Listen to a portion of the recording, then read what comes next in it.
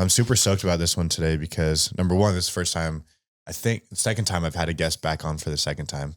I'm a twofer. sick. Yeah, twofer. And I'm excited for today's because we talked about doing like an educational or like a science-based podcast for a while now. Yeah. And I had to I didn't realize I think it was like almost 20 episodes ago was the first time that we recorded. So it was like over half a year at least. Oh, Jesus. Which seems like we just did this thing. I know. Yeah. Yeah, that one we kind of went off. I went off the rails. It was fun though. I don't think I look at my notes once. You sent me all these questions. I don't think we answered one of them. No. So which is why we talked after. We're like, what if we just broke all of that note sheet into like its own individual episodes? Yeah. Like, hey, we're gonna be back here for some other ones. So. For sure. But the question that we're answering today that I'm super excited about is one that I was like selfishly very curious about. And so it was looking through the lens of like people who used to be athletes or used to train quite a bit and like are getting into like the life part of life where you've got a career, you've got a business, you've got a family, kids. Like how do you, when you're left to your own devices and you don't have a coach, you don't have a team, you don't have a thing to train for, how do you cut through the noise and say like, this is going to be my new programming? Yeah. This is going to be my new regimen. So I'm really stoked to be able to answer that one today. No, and I mean, to your point, I think that the biggest thing, especially when we look at this, you know, from a standpoint of, you know, right, like ex-athletes, you know, we're so geared towards, right, we have to wake up at this time, the lift is this time, right? We go to the mess hall at this time and we go through, here's our classes, here's all of this stuff. And, you know, as soon as you get to, I'm going to, you know, use adulthood in quotations here, but like, right, like a level of which now I am on my own.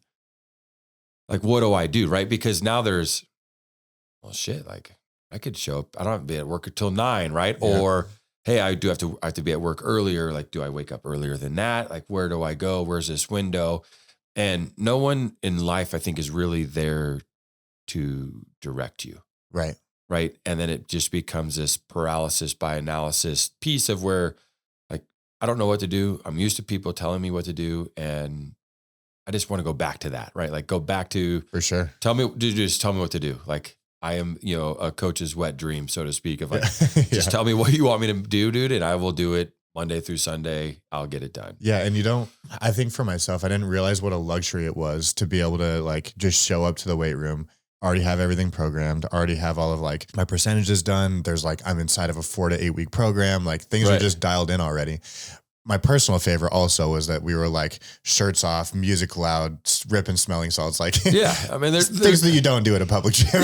Well, I mean, it kind of guess depends on what gym. Right. But I think like that's a piece, right? Like that becomes the culture, right? The culture of the weight room is a huge, you know, proponent of consistency. I mean, really, right? When it comes down to this. So, right. Like, you know, that's where I think you see Saul or like group fitness became such a big ordeal. Obviously CrossFit spearheaded that. So, you know, like that became a huge piece, right? It gave people that level of culture of like, I'm not on my own. Here's people that are, you know, underneath the same mindset. We all want to get in, like we want to work hard. Like this is fun, right? Yeah. Like it's, you know, everyone's kind of swimming in the same direction. So, you know, I'm sure we'll dive into it later, but I think like that is a piece of which I think people do need to take into consideration. It's like, are they, you know, quote unquote lone wolves? Like, right. Do they like the idea of working out on their own? Is it being part of more of a community base, right? Where like, hey, like shit, like I'm going to lift with a couple bros. Like I know what coach says, like, hey, like this is what our bench press is today, but we're going to maybe add an extra set or two, you know, for feeling good. Yeah. So, you know, like part of that's, you know, that aspect of it and where you feel like you belong, you know, in that. For sure. I think that it's really cool having this conversation with you because you work with both sides of that equation where you've got everything from athletes who are like full-time, probably doing school workouts and then doing additional stuff at Beartooth. And then you've got the like 9-to-5er who's trying to get it in either before work or after work and that sort of thing. So I'm curious, like when you see somebody make the transition from having the athletic framework, if you will, to like be able to work within, and then having that drop off of like, okay, now I have to figure this out on my own. What are the questions or what are the struggles that you typically see somebody in when they like kind of get dropped into that no man's land of like, now you're on your own, like figure it out? So, I mean, I think when you sit there and you look at like what made you successful, right? In a high school setting, in a collegiate setting, right? Like there was some framework, right? There was structure in which, right? Like you were kind of left with a little bit of wiggle room of which you can make a decision, but ultimately there was just framework, right? Like, you know what days you had classes, right? And if you're in a sports team, you can't miss classes. Now you have this freedom, and then all of a sudden, like you just throw everything that made you successful away. Right. Yeah. Cause baked into that, it's like, it's the discipline, whether it's on your volition or not, right? You have the discipline baked in, the workouts at the same time every day.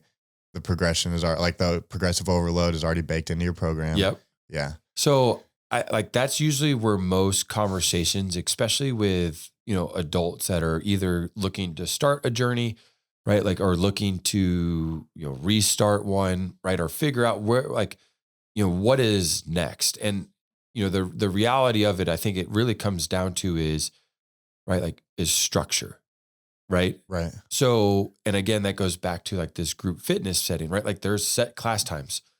It's not a free for all. You can't make excuses if you miss a class, right? Like it's on an open chord, right? Like, so, almost because we've made it so inviting, right? As a society, 24-hour access, right? Like, like all of these aspects become a piece of which almost ends up being our barriers. Like having too many options. Yeah. Like, right. Like, oh shit, I miss my lunch window because I allowed this meeting to go over, right? Like I'll work out later, right? Like, but if that is something that we just get accustomed to, that's what happens continuously, right? Like as soon as you kind of blur that line once, it's like, oh, I've already blurred it, right? I've just trained my mind, my body, right? I've trained whether it be my, employees, my counterparts, my employer to be like, oh yeah, like this guy doesn't have a boundary, right? Like, we're always wanting more.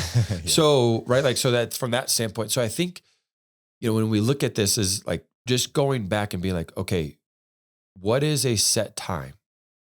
Right. And what I will argue to most people is that like they immediately go through Monday through Friday. Okay. Right. Because we're so ingrained, right? We don't do anything on the weekends, right? Yeah. Like, So you're saying that like when you're in that no man's land, the first thing, like the first question maybe to figure out is like, what time are you going to commit to? Yeah. Like what is consistent? Not like, oh, on these days, like just find a time. Right. And I think like Tim Grover, who wrote like Relentless, is a big guy, like, right. He's always a big proponent of the best time to work out is when you can work out.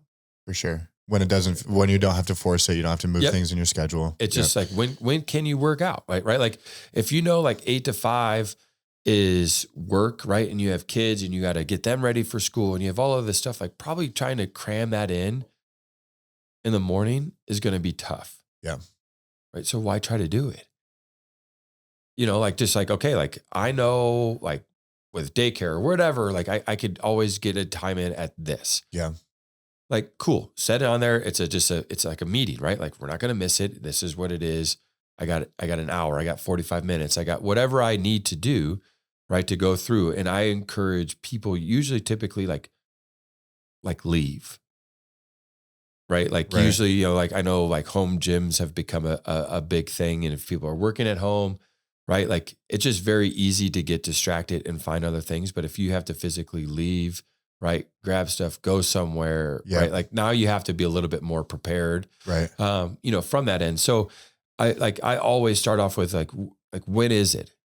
And if it's a Saturday and Sunday, because you don't have work on Saturday and Sunday, right? Like now your time's just opened up even more. Like, right. Like, I mean, that's something that like my wife and I always do is like, sometimes during the week is hard for us. So instead of trying to cram it and always being upset of not being able to make it, like we know Saturdays and Sundays, like it's pretty wide open. Like, right. Like we have all day long, like there's no work, there's nothing. So like we'll always train on a Saturday and Sunday. Like that's okay. Right.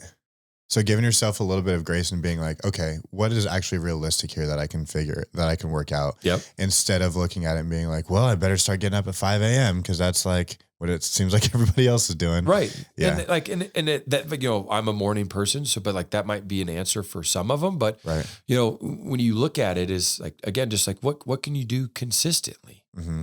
Right. Like, okay, like this is what I'm willing to do. Right. Like if I want to go, cause I mean, like, I'm sure we're going to go into other topics, right? Like it's kind of just mapping out a day and again, just providing a little bit of structure, right? And non-negotiables, right? Like, Yeah. hey, like here are just things that like I know I have to get done through my work day, right? Like here, boom, boom, boom. I can't miss this meeting. Like, why structure anything around it, right? If it goes long and you have this small window that you're going to try to cram something in, like, Yeah. are you going to like, hey, dude, like I know this meeting is going really well, but I got to leave. Right. Yeah. Yeah. So, okay. So number one is figure out a time that seems like it's reliable that you could fit this thing in, and then make it a priority. Like it's not a window where it's like, yeah, but if something comes up, I'll just push it or I'll work out again tomorrow. Like actually set it in. So once somebody gets to that point, they're like, all right, I'm going to work out, let's say Monday, Wednesday, Friday at 5:30 PM on their way home from work. Yep. What then to me, what becomes the question after that is like, okay, but what am I going to do for that workout window? Oh, so how does somebody start to, and I think that this is maybe where like your principles versus methods framework kind of comes in here. But yeah, how does somebody start to like pick out and identify what's at least a good starting point with that? Yeah. I mean, there are, again, like I would try, right? Like some people do better off with just following a program, right? Like off of an app. Some people prefer to go into a class.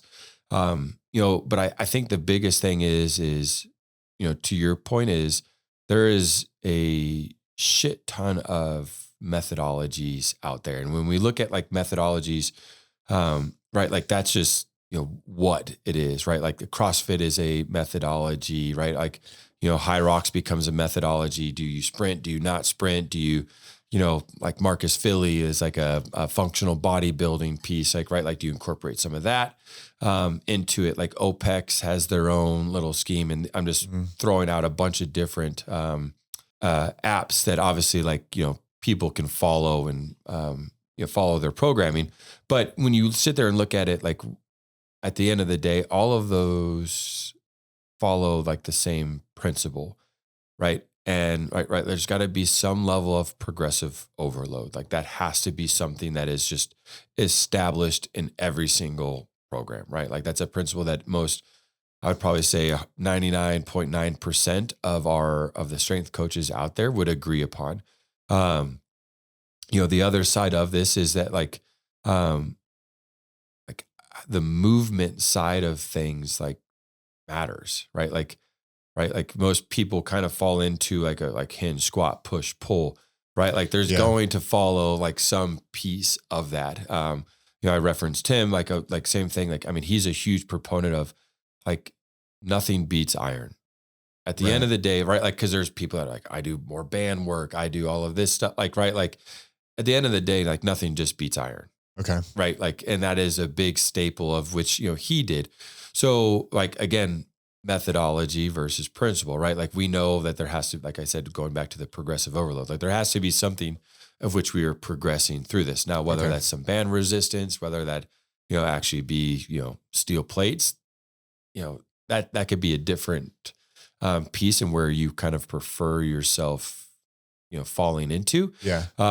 But again, like, you know, that's another component of it all. So yeah.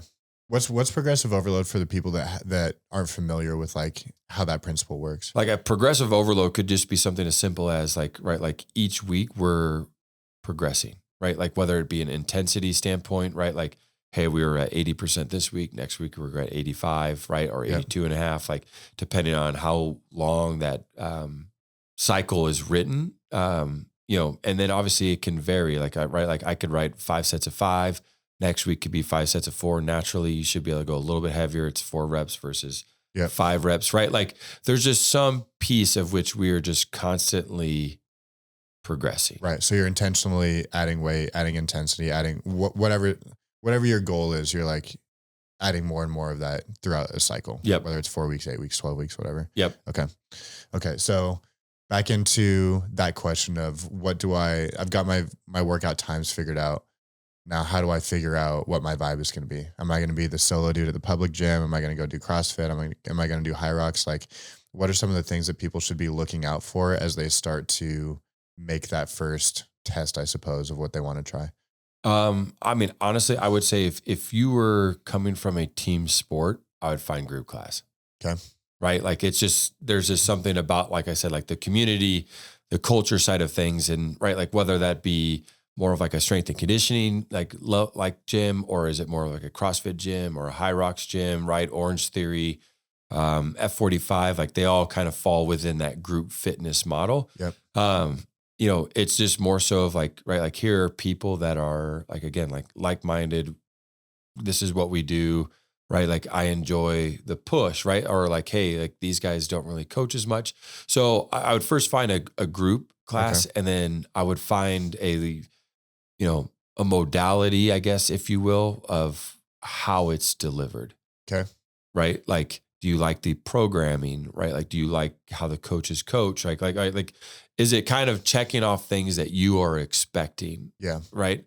And, not that like you can't fall within that, right? Like, I mean, there's some I say players, but like there are some athletes that come into like Beartooth, right? That we just know like their training age, their background, right? Like we're fine tuning some things, right? Like overall general movement patterns are there, right? So they're probably not wanting to be coach, right? Right. They're more for like the community, like I said, Yeah. like, so then that comes down to, right, like how intertwined, the coaches are with knowing people. So, I mean, that's just going to take trial and error, like finding out that, if it is a want of a little bit of a flexibility, like then you kind of have like your global gyms or an open gym in which you can kind of do your own thing, with, and obviously like there's numerous programs out there and apps and, you know, stuff like that an individual could follow, which would allow them to still kind of check the box. Like I said, of like, hey, like we have our 3 to 4 strength days, like this is what we're doing. Here's our additional, 1 or 2 days. But I will say like the hardest piece is keeping it fun. Yeah, for sure. Do you think that this is the point, like this crossroads right here, where somebody goes like, okay, I know I'm going to work out Monday, Wednesday, Friday, but now what do I do? Is this the point that people get the most overwhelmed and like hit that analysis paralysis thing? Honestly, I think it comes from a level of expectation of, right, like understanding what they're doing and where their results are coming from. So it's like, it's less about which one of these is going to be the best fit, but which one am I going to see results from? Yes. Right. Like, because at the end of the day, right, like that's why we're making a change, right? Right. We expect some change physically. So when we look at like, right, like if you write a 3-day program and that falls suit with someone doing it for 3 days, great. Right. But if I write a 6-day program, but you can only commit to 3 days, right? Are you going to see results as fast as somebody that's doing the program in its entirety? Right. Right. So it comes down to like, okay, like again, realistically, what am I trying to do? Right. Like going back to that whole concept of like, what is my goal? Is like, I want a jacked upper body and an athletic lower body, right? Like I want to be able to do some things that I used to do with school, but I want like great arms while I do it, right? Like, yeah. So, right, like that program would be very specific to that, right? Like you're probably going to have 1 to 2 days of sprinting or some, high intensity piece. You're probably going to need 2 days of some upper body, right? Like, bodybuilding like exercises where hypertrophy becomes a piece, right? And then probably some level of total body or some lower level conditioning just to kind of like reset, right? But if you're like, I can only commit to 2 days, like probably not the right program. Gotcha.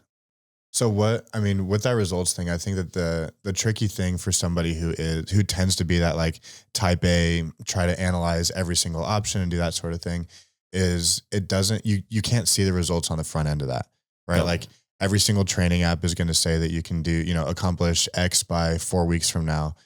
CrossFit, like pretty much all of the things are like, you just have to do it, right? Right. Like you're not going to see any results, and you can't think your way into whether Orange Theory is going to get me in better shape or if CrossFit's going to. And so when it comes to just saying like, okay, I'm just going to try this thing, I'm going to test it and track the results.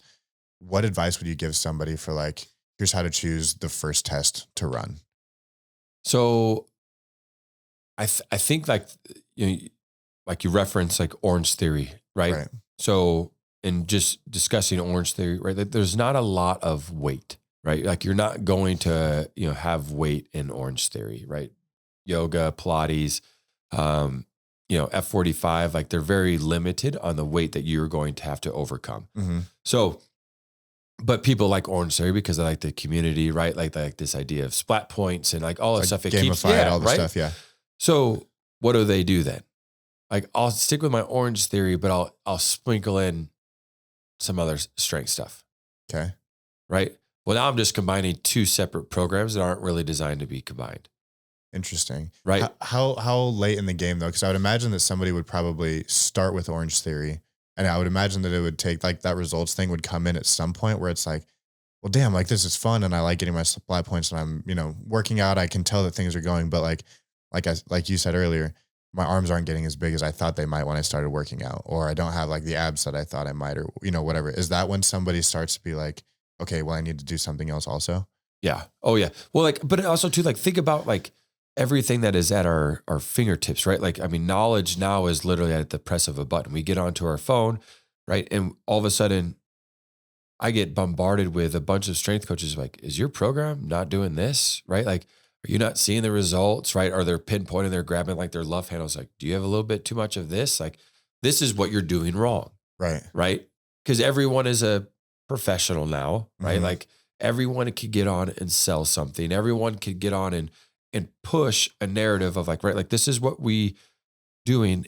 And that's just like, right, like marketing 101. Yeah. Find a trigger point that someone can relate to and get them to buy your shit. Like, yeah. So that becomes a huge piece of it, right? Like, is then we're just bombarded with a bunch of stuff like where eventually they probably would see what they wanted to see, right? Through Orange Theory.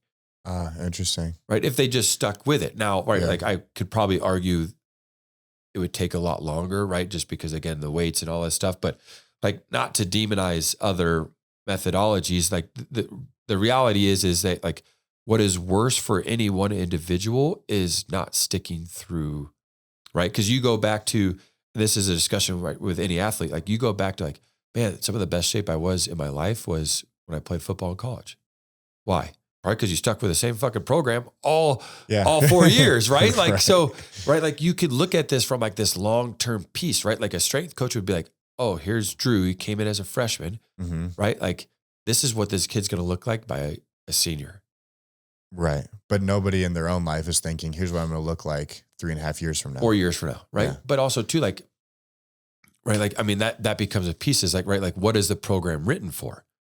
Right. Right. Does Orange Theory write their, I don't know these answers, right? But does like Orange Theory write their program out that far? Does F45, like, right? Mm-hmm. Do some of these other gyms, like that's the biggest knock on CrossFit, right? It's like this idea of like periodization. Like, is it actually written through, right? If you go to some gyms, it might be geared around towards the open, right? Right? Like you go to another gym, they might have like high-end open competitors. So they don't really peak for the open. They peak for the qualifiers after the open, right? Like, right. So now here comes all of these questions of like, well, shit, what do I need to do? Right. And the answer is one, something, right? And two, right. Long enough that you can actually see the results from the program, right? And again, that goes back to this idea of like, right, if you came in and like, hey, Dayne, I got 3 days, do you write your program? Is your program a 3-day program? Is it a 5-day-a-week program? Is mm-hmm. it a 6-day-a-week program? Right? Because if you walk in and you say, hey, Dayne, I got, is your program a 6-day? And I'm like, oh, it's a 7-day-a-week program. You're like, well, dude, I can only work out for 3. Like, would I get as much benefit from a 3-day-a-week program as I would a 7-day-a-week? Like, I'd be like, well, probably not. Right? Because I write it for 7 days, right? Yeah. Like, whatever, however long it is. Right. So, like part of that is like a volume piece, right? Like we have these conversations with coaches is right. Like they're like, oh, I want to do 2 days this week. well, cool. The weekly program, the weekly volume doesn't really shift, Right. right? Like if we were signed up for 4 days, or we discussed 4 days and now we have 2 for whatever reason, like, right? Like I'm just taking kind of 4 days and I'm condensing it down into 2, right? I'll pick and choose based upon time constraints, all that stuff. But like, I still need to progress, right? Like there becomes that progressive overload, like, right? For Like sure. this week can't just be a drop off because, something happened, right? Like you're still expecting athletes to perform at a certain level at a certain given time, right? Like, and I Right. just retroactively work backwards. So when we look at it, it's like this idea of, like what is it specifically can you commit to, right? Like, and this is a big piece that I try to stress to people that like run, right? Mhm. Like runners are notorious for like, I'll do this, but I'll also add all my runs to it, right? And when we look at it, like we like running in of itself is like a low amplitude plyometric, right? You have to overcome gravity, right? There's some absorption piece on the land, depending on the intensity, the track that you run, if it's hilly, if it's downhill, all that stuff kind of goes into it. Mhm. Like, okay, what stress are we putting on the body? And then you're like, oh, like I got this kind of like this hilly one, like I got this great hill run I'm going to do. Yeah.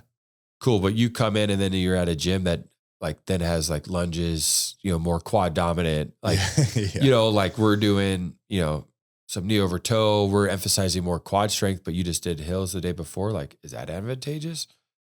Right. Right.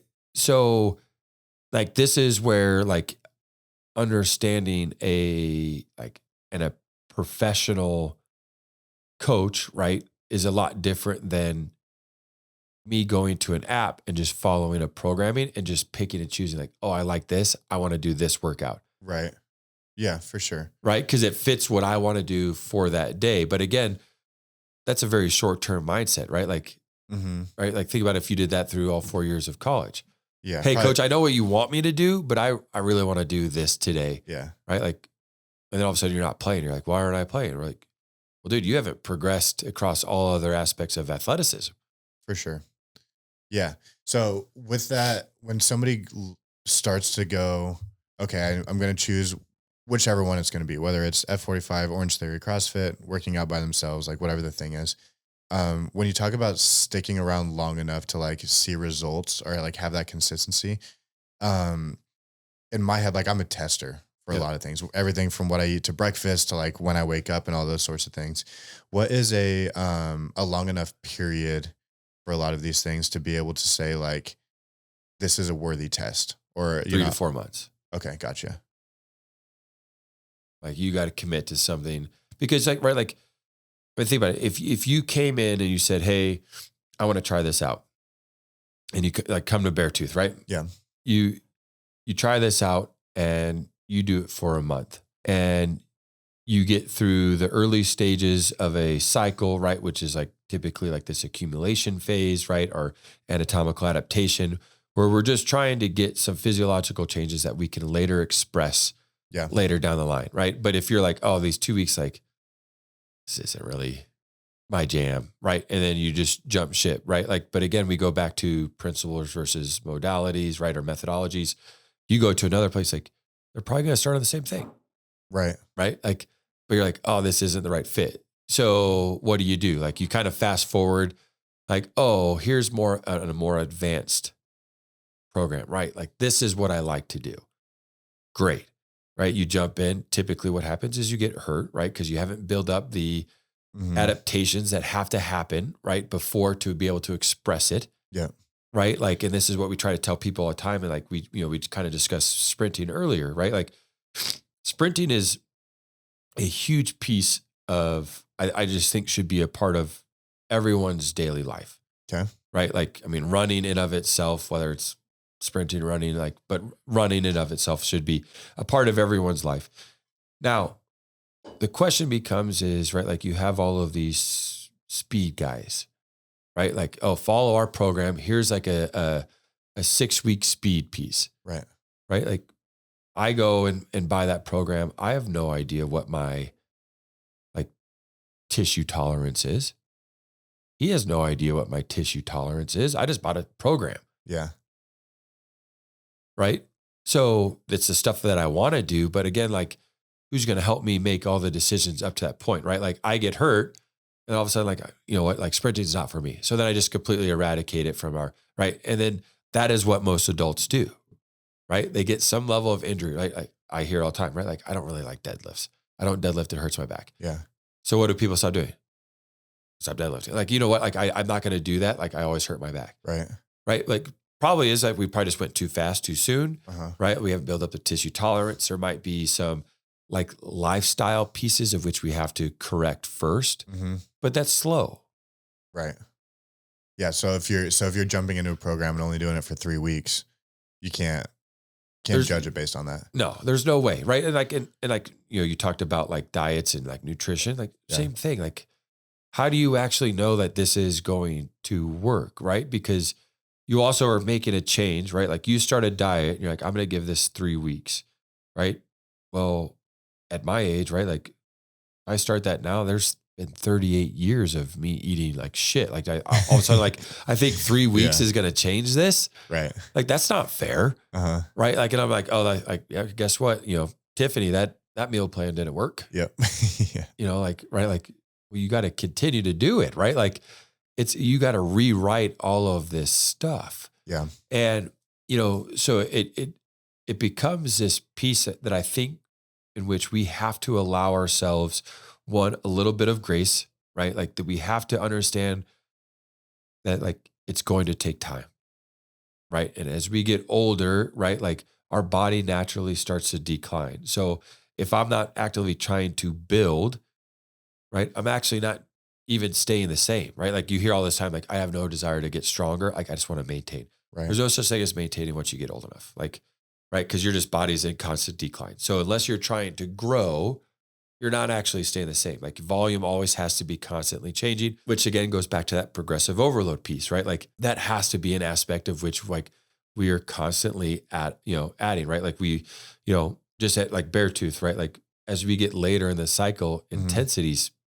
pick up, right? Like, yeah, like it's designed that way, right? But we also have people that come in and be like, hey, like I want to start.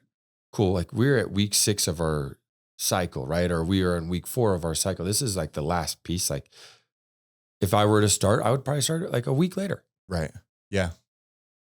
Interesting. Like, I would wait a week. Like I wouldn't jump into this, right? Like, or like understand if you're like hell bent and getting started now, like great, but just understand like our coaches are going to vary the volume of what you're going to have, right, versus what people have been with us for, you know, like this entire cycle. Like, yeah, you're not going to jump in at 4 sets of 1 building to your max on week 1. Yeah. Yeah. Like, hey, like, man, I didn't PR today. Like this program must suck. Right. Like, you're like, well, dude, what are you comparing this to? Like, well, when I was 18 in college, like, well, dude, you're 42 now. So like, if you haven't lifted a lot since then, like, you know, there is a residual training effects, which you've lost everything. For sure. Yeah. You've lost everything. So I like that becomes a piece. And I think like, you know, especially for, you know, the listeners here is like, again, like we always try to find different solutions, right? And we always try to confuse really. And like part of it is, right, like part of that noise, but like really it's a very simple answer to the question, right? But we're just always like, you know, strength coaches, the Instagram gurus, TikTok, right? Like they all get on there and they try to make this the most complex answer for it, right? Because they're seen as the expert, right? Like they get to do it, right? And then it just confuses people even further, right? Right? It's actually a really simple answer, right? Like going back to structure, like why did it work when you were in a college? Structure, right? Like there's a level of structure of which you just did, right? Like you want to train for a race, like what's the first thing that like you'd probably find? Some structure, right? Like I got to get my run in. Like I got like, here's the start date. Here's the end date, right? Here's my 14-week run program. Dude, you're just looking for structure, right? But all of a sudden, like, right, as adults, we're like, oh, I've had too much structure, right? Like I want to beat to the rhythm of my own drum, which is fine, right? We all have to go through it. We're all going to learn from it. But if you look at like successful people that are like, oh shit, that person probably has a successful business. They have a body type that I would like. I guarantee you're going to look at them and then they're going to tell you one thing. structure, right? Like, Yeah. I mean, you hear it all the time. Like, For sure. I wake up, this is my routine, this is what I do, right? Yeah. And you give yourself some variance, right? Like, hey, like, you know, like even with this podcast, right? Like you're like, hey, I'm gonna just build it out to 12:30. Yeah. Right? Like you've provided yourself a boundary, right? Like if it goes over, right? I'm sure there's some wiggle room, Yeah. right? Same thing with personal trainings. We try not to go back to back. I'm not going to go 4 to 5 to 5 to 6. Right. Because what if that goes over a little bit? What if a parent comes in and needs to talk to me? Like there's all these aspects of it. So like I'll go 4 to 5 and the next one won't be scheduled till 5:30. Yep. Yeah, exactly. That's so to break down the simplicity of the answer then before we get into some of the like specifics of different training modalities and stuff like that. If you had to say, here's the simplest answer for somebody who's like, holy shit, there's so much noise in this space. There's a billion people to listen to. What would be the simple answer for here's how you can see results? Would it be something like Consistency? Is it like consistency in a program with progressive overload? And is it that simple? Yes. I mean, right. Reality is, I think the hard thing is right. Like if you go on, right, and you find a program online, like, are you going to like more often than not, you're not interacting with a person, Right. right? Like you go on, you find someone's Instagram, you like, oh, I like this program. I'm going to go to their website, buy this program. Mm-hmm. Right now I have access to this 12-week program that I'm going to follow. Right. But you don't know, is that progressive or not until you purchase it. Right. Right. So there is some complexity on that end. Right. So then it's like, okay, who is reputable? Right. Like what is their background? What are they doing? Right. Like, right. And that's because like, you know, like I saw this, it was fucking hilarious. It was this idea of right, like, you know, I drive a car. I have a car and I drive a car. That doesn't make me a mechanic. Yeah. Right? Yeah. Right? Like I used to work out. I have a body. I'm a coach. Right? Like it's not that simple. Yeah. Right? Like to take into consideration of all of these stuff that like, right? Like I said, like, you know, we have runners that come in, like a ton of runners come in. Why? Because we feel comfortable enough of being able to understand their volume and then provide some level of strength training that they could add to it, knowing that, right? Like we are not their priority. Right. Right. That's okay. Like, I'm not going to try to change their mind. Yep. Right. We just know like from a health standpoint, like, right. Like they need to be strength training 3 to 4 days a week. Yeah. Okay. Like what runs do you have? Where can we do this? Right. Like this is how I would do this. Right. And we build this kind of personalized plan Mm-hmm. for an individual, because at the end of the day, like that's what most of us are looking for, right? Right. We buy a program. Then what do? We take what we like out of it and then we add something else to it, right? Because I like doing this still, Mm-hmm. right? But then you're just like not getting the full benefit of any which thing, Right. right? Like, Yeah. And like, you know, we use runners again, but you know, like that's a huge piece. Or like I'll use myself, for instance, right? Like, you know, training for Hyrox now. So there's a level of strength, right, that I just have to have, right? After that, it's more volume, right? It's very simple. It's a lot of running, right? Like you're going to run a 10K probably within the midst of it. Yep. You have a shit ton of wall balls, you have burpees and all of this stuff. So you look at it like where if I was like, oh, I'm really bad at running, I'm going to get on a running program, right? To make up for being bad at running. Okay, like that's great. Mm-hmm. I'm going to do a running program, but then what am I going to do? Well, there's wall balls and there's lunges and all that stuff. Like, so I need to strengthen my legs. Right. Like, okay, I'll do that, and then everything becomes so like segmented. Right. Right, and then you're like, and then the competition happens, and it's all together. You're like, holy shit, I didn't realize how lunges were going to affect my run.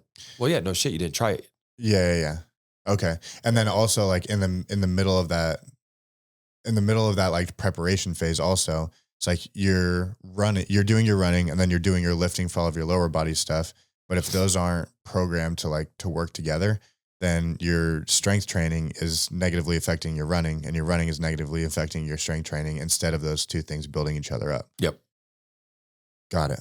So it becomes a big piece. Now, I will say all of this because there is a caveat, right? Like if someone was like, hey, I want to compete in Hyrox, right? And they don't have a great background in running. They don't have a bunch of tolerance within running, all this stuff. Like, I'm probably going to start them on something that will eventually build them up to a volume or a level of which they can handle, right? Because there's just a bare minimum, right? Like, we have to be able to run a 10K. Like, that's not changing. Right. So, right. Like, and if they've never ran a 5K, like, and then most they've ever run was a mile back in gym class in middle school and they're in their 30s, I'd be like, all right, well, dude, like, we need to build this up, right? Mm-hmm. And that's going to take time. So now becomes a much different conversation of like, okay, like, I know you wanted to compete in August, but like, dude, like, we're going to push this out.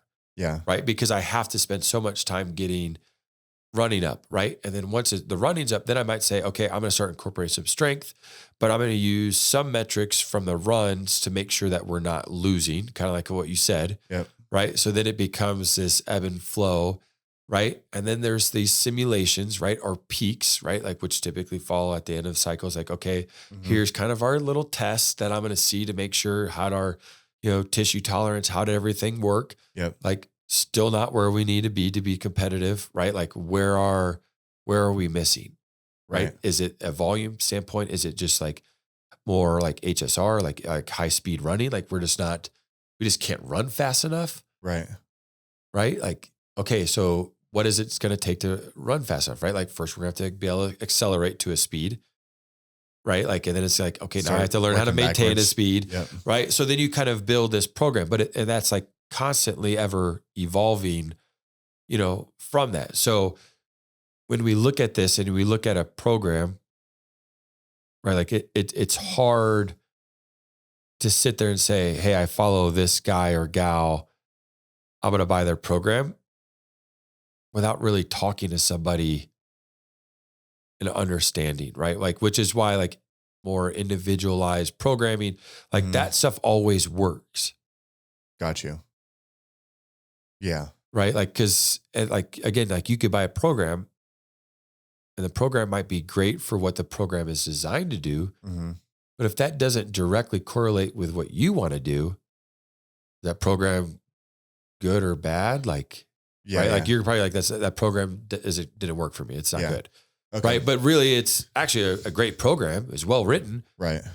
It just is designed for somebody completely with different goals. For sure. Yeah. If you buy like a bodybuilding program that's mostly based on hypertrophy and that kind of thing, then like, yeah, if you're trying to do athletic movements and trying to like not just be super jacked, right, it might not be the right thing, right? Like, if you're doing 2-minute rest, but between every set and you're doing all that kind of stuff, it's like, yeah, probably not. So it sounds like then if somebody's in that spot where they've gotten the times that they want to work out, they've kind of like done a little bit of research to figure out what it is. The next step then would be like, what is your actual goal for this thing? Are we competing in a Hyrox? Do we want to start competing in CrossFit? Is it just to be in better shape overall? Blah, blah, blah. And then to start making decisions based on that thing. What is, you mentioned fun earlier as being one of the things to like kind of promote consistency, promote results and that sort of stuff. Where does that fit in to the equation? I mean, it's a huge aspect, right? Like, I mean, like, I just had this conversation with one of our coaches is like, even with some of the athletes that we personally program for, right? Like, everyone has something that they enjoy about what they're doing, right? And some of it might be strength, right? Like, and it could be like, like, for instance, like, I could be like, hey guys, like, Drew could add, a 0.5 kilo onto his bar for a back squat PR and he will be through the moon, right? Somebody else could be like, dude, it's a pound. Like, I don't really give a shit. Yeah. But they do their first pull up, right? And they're like, this is like, right? Like, and they're more interested in like the gymnastic side of things, right? Like, right. Or there might be someone that like, hey, I don't really care about what all is happening within the gym, but if my time goes down in my race, that's what really matters to me. Right. Right. So you sprinkle wins, right, to make it fun. Yep. Right. Like, hey, like, all right, like, I've been like, we've been pushing pretty hard. Like, here's an aspect of which, I know this athlete will enjoy. if I, give it to them. Yeah. And that just might create more buy-in, right? For the next 2 or 3 weeks to make the changes that I need to make, right? And then you kind of sprinkle a little win. Like, Yeah. so, I mean, there is a level of which, we play a game with, right? Like, Right. Like you want people to constantly be winning, right? Which again, like is nice with a progressive overload, right? Like I take somebody that's like, 3 sets of 10, 4 sets of 8, 4 sets of 6, and we finish off with like a heavy 3, right?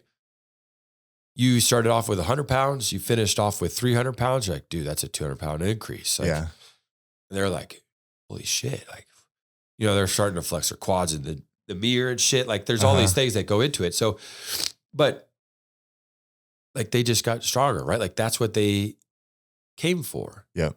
Right? Like, okay, like, right, we're doing this. Now, that same person or a different person with a goal of running, like that might be harder. Right. Right? Like they're not going to care about a 200-pound increase if their time just got slower on their marathon. For sure. Right. But again, it goes back to like, okay, like, right, like where is this program at? Like, are we designed to kind of peak in a marathon? So then that comes back to conversations, which to me always leads with like why I will always tell people like first and foremost, like find a coach. Right. Cause like at the end of the day, right, like if someone doesn't PR in their marathon, but I wasn't expecting them to, right? That's a conversation we can have. Like, hey, like, yes, but like what we did do is we increased strength, right?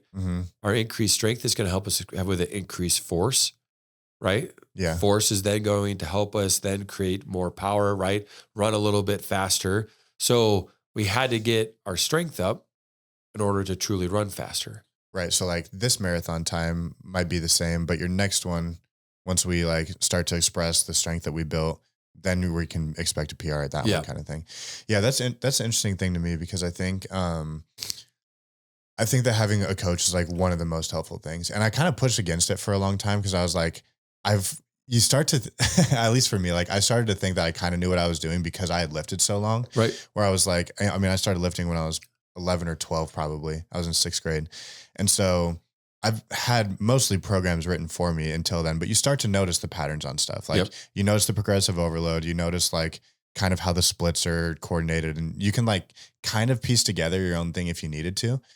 And so I pushed back a lot of times being like, well, I don't want to pay somebody, if a public gym membership is $40 a month and I can kind of piece something together, I would almost rather do that than pay somebody to be like writing a program where they might know the extra 20% that I need, but if I can handle 80%, then like, I'm not going to spend an extra $150, $200 a month on this. Right. And I think that that's where like the pride comes in, where I was like, no, I can figure this out. But even just since starting to work out at Beartooth, the thing that I love about that is like, I can have, even if I don't go to work out every day, I can look to see like, okay, here's the overload. And even if I'm going to go work out at a public gym for a minute, I know what I can be hitting this day so that tomorrow when I go to Beartooth, I haven't accidentally trained the same thing. Or I know that like, if I follow the same like rep structure and stuff like that, then in 8 weeks, I'm still going to be dialed in for like whatever that max week or that peak week is going to be. Yeah. And so I think that that's one of the things that's been really helpful is like not only having an answer for what am I doing every day, but also having that trust where like, I know that this is building towards something. Right. And having that coach, whether it's like people get into bodybuilding and pick a bodybuilding coach, or people get into running and pick a running coach. I think that that is something that's worth paying the money for up front, because it takes away so much of that analysis paralysis where the responsibility isn't on you anymore. Right. You can have somebody who's like, if somebody's qualified for Boston and they've said, okay, here's your 3-month program for running your next marathon. And here are the days that I lifted in between, or else you're going to get hurt if you're not lifting. Way easier to follow that than it is to be like, well, I keep watching these YouTube videos and I'm trying to figure it out. Like, I think that having that security and that trust that like the person I'm listening to knows what they're doing and has seen results before. I think that helps with consistency by itself, because there's a level of trust there that like I am building towards something. Right. You know? Well, and I think too, like, I mean, flip the script, right? Like, I mean, your company does something very specific, right? So what do most people from that end like view it as, right? Like, I mean, like again, like the amount of knowledge we have at our fingertips is ridiculous with AI and all this stuff. So like I could spend like hours, right, going down Chat GPT or whatever, right, and figure out like, write me a marketing plan. Right. And I will get a probably a pretty fucking legit like marketing plan. Yeah. Like, holy shit. Like, why do I need to pay anybody to do this? Yeah. But again, it's not this 12-week marketing plan, right? Because if I ask them like, once that 12-week is done, like, write me another one. Right. It's pretty much the same fucking thing, right? Yeah. Like it's just like, right. Like, so again, like the question becomes is like, so why would someone hire you guys? Right. Right. Like there's this level of understanding, right? Like you could say, this is where a business is at. This is where we want to get them to go. Right. Here are steps. Now, is there carryover again? Like, sure. Right. Because AI is just going to take all the knowledge that we all possess. Yeah. Right. And give it to you. But again, is it going to see it in a full picture? Right. Right. Like, is it going to take a full 12-month, 52 weeks piece? Like, sure, if I ask it to, but guess what? It's not going to do. No plan is ever like, you're not going to follow that to a T. For sure. Right. Like, yeah, I'm going to get sick. Right. Or I'm going to do all this stuff that's going to impede me of following this 52-week program. Right. Or this nutrition that I'm going to get from there. And then what do I ask then? Do I just stop and then start over? Right. Right. And then it becomes, but like, right. Once you do that, guess how easy it is to do later. Right. Like things happen. Oh shit, I got too busy. I missed a workout. Right. Or, oh shit, like I know we were going to post today, but you know, life just got fucking too busy. We're not going to post today. Yeah. Right. Like now what? Yeah. Like, right. Like, okay. So now it's been 3 weeks because that lie has just been easier and easier to tell myself. Yeah. And then guess what? Like, well, now I'm going to have to pay somebody to fix this. Right. Because I can't do it. Right. Like, and that's what I think is the biggest lie that has come from all of this, right? Is there is so much noise out there, right? And everyone, like to your point, right? Like, hey, I like, just like I just said, I have a body, I worked out, like I could do this. Right. But then the question is like, well, I want to incorporate some more running. How do I do that? Right. Well, I gotta stop this program now. I got to go, like, I'll start incorporating some running. Then it's like, but I missed my strength side. Yep. Like, okay, I'm going to keep running. I'm going to add some strength, but you're not taking into consideration in the entire volume, right? Eventually, like, oh, my knees are starting to hurt. Like, I guess I can't run anymore. Right. And then it's just like, so all across this year, like you've never really followed a full program, right? Like no wonder the results aren't there. Like you're like, dude, this is the second year. This is the third year of which I don't have the body type that I want. I'm not living the life that I want, but it's just because, right? Like everyone's doing their own shit. Yeah, for sure. For sure. I think I mean, me personally, I think that's where a lot of the fun comes in is when I have an answer for what I'm doing, it's a lot easier for me to mix in some of the other stuff that I find to be fun. Right. Like when I know that my strength piece is dialed in, when I feel like my like conditioning and all of like the stuff for like the life stuff that I want to do is dialed in, it's so much more fun for me to be like, all right, now I'm going to go hit a 4-miler at Phipps. Right. Because it's nice outside and I need the sunshine. Yeah. Or I'm going to go hit a yoga class or a spin class or whatever, because I know that my cardio base is good from the training I've been doing. I know that my strength base is good. And that like piece of fun in there is being able to like utilize the fitness that I built up from like the main thing to go do other fun shit. Right. You know what I'm saying? And I think that that's one of the things that I think that there's what you touched on with fun being such an important thing for like the consistency and all that. I think that having those goals and the measurables is fun. Like it's fun to PR in bench press. It's fun to PR in a run and do all that kind of stuff. But I think that like the day-to-day and the week-to-week fun matters a lot too, especially for my consistency. Cause there's a couple years after playing football where I was like, in a public gym, lifting by myself for the most part, like AirPods in, which is way different than being with 50 other dudes, like blaring screamo and like, doing the dang thing. Yeah. Headbutting in a wall and like, Bingo. Yeah. Yeah. You know the vibes. Yeah. I've been there. Yeah. Yeah. And so that was, but I would just get bored with it. Like I would get to the point where I'd do some kind of 75 hard or something like that to like gamify it a little bit. And then that would be over and I'd just be bored. I'm like, man, I've been doing the same 4-day split forever. And this is like, it's starting to like take a lot of discipline for me to get to the gym, but my motivation levels are just so low. Right.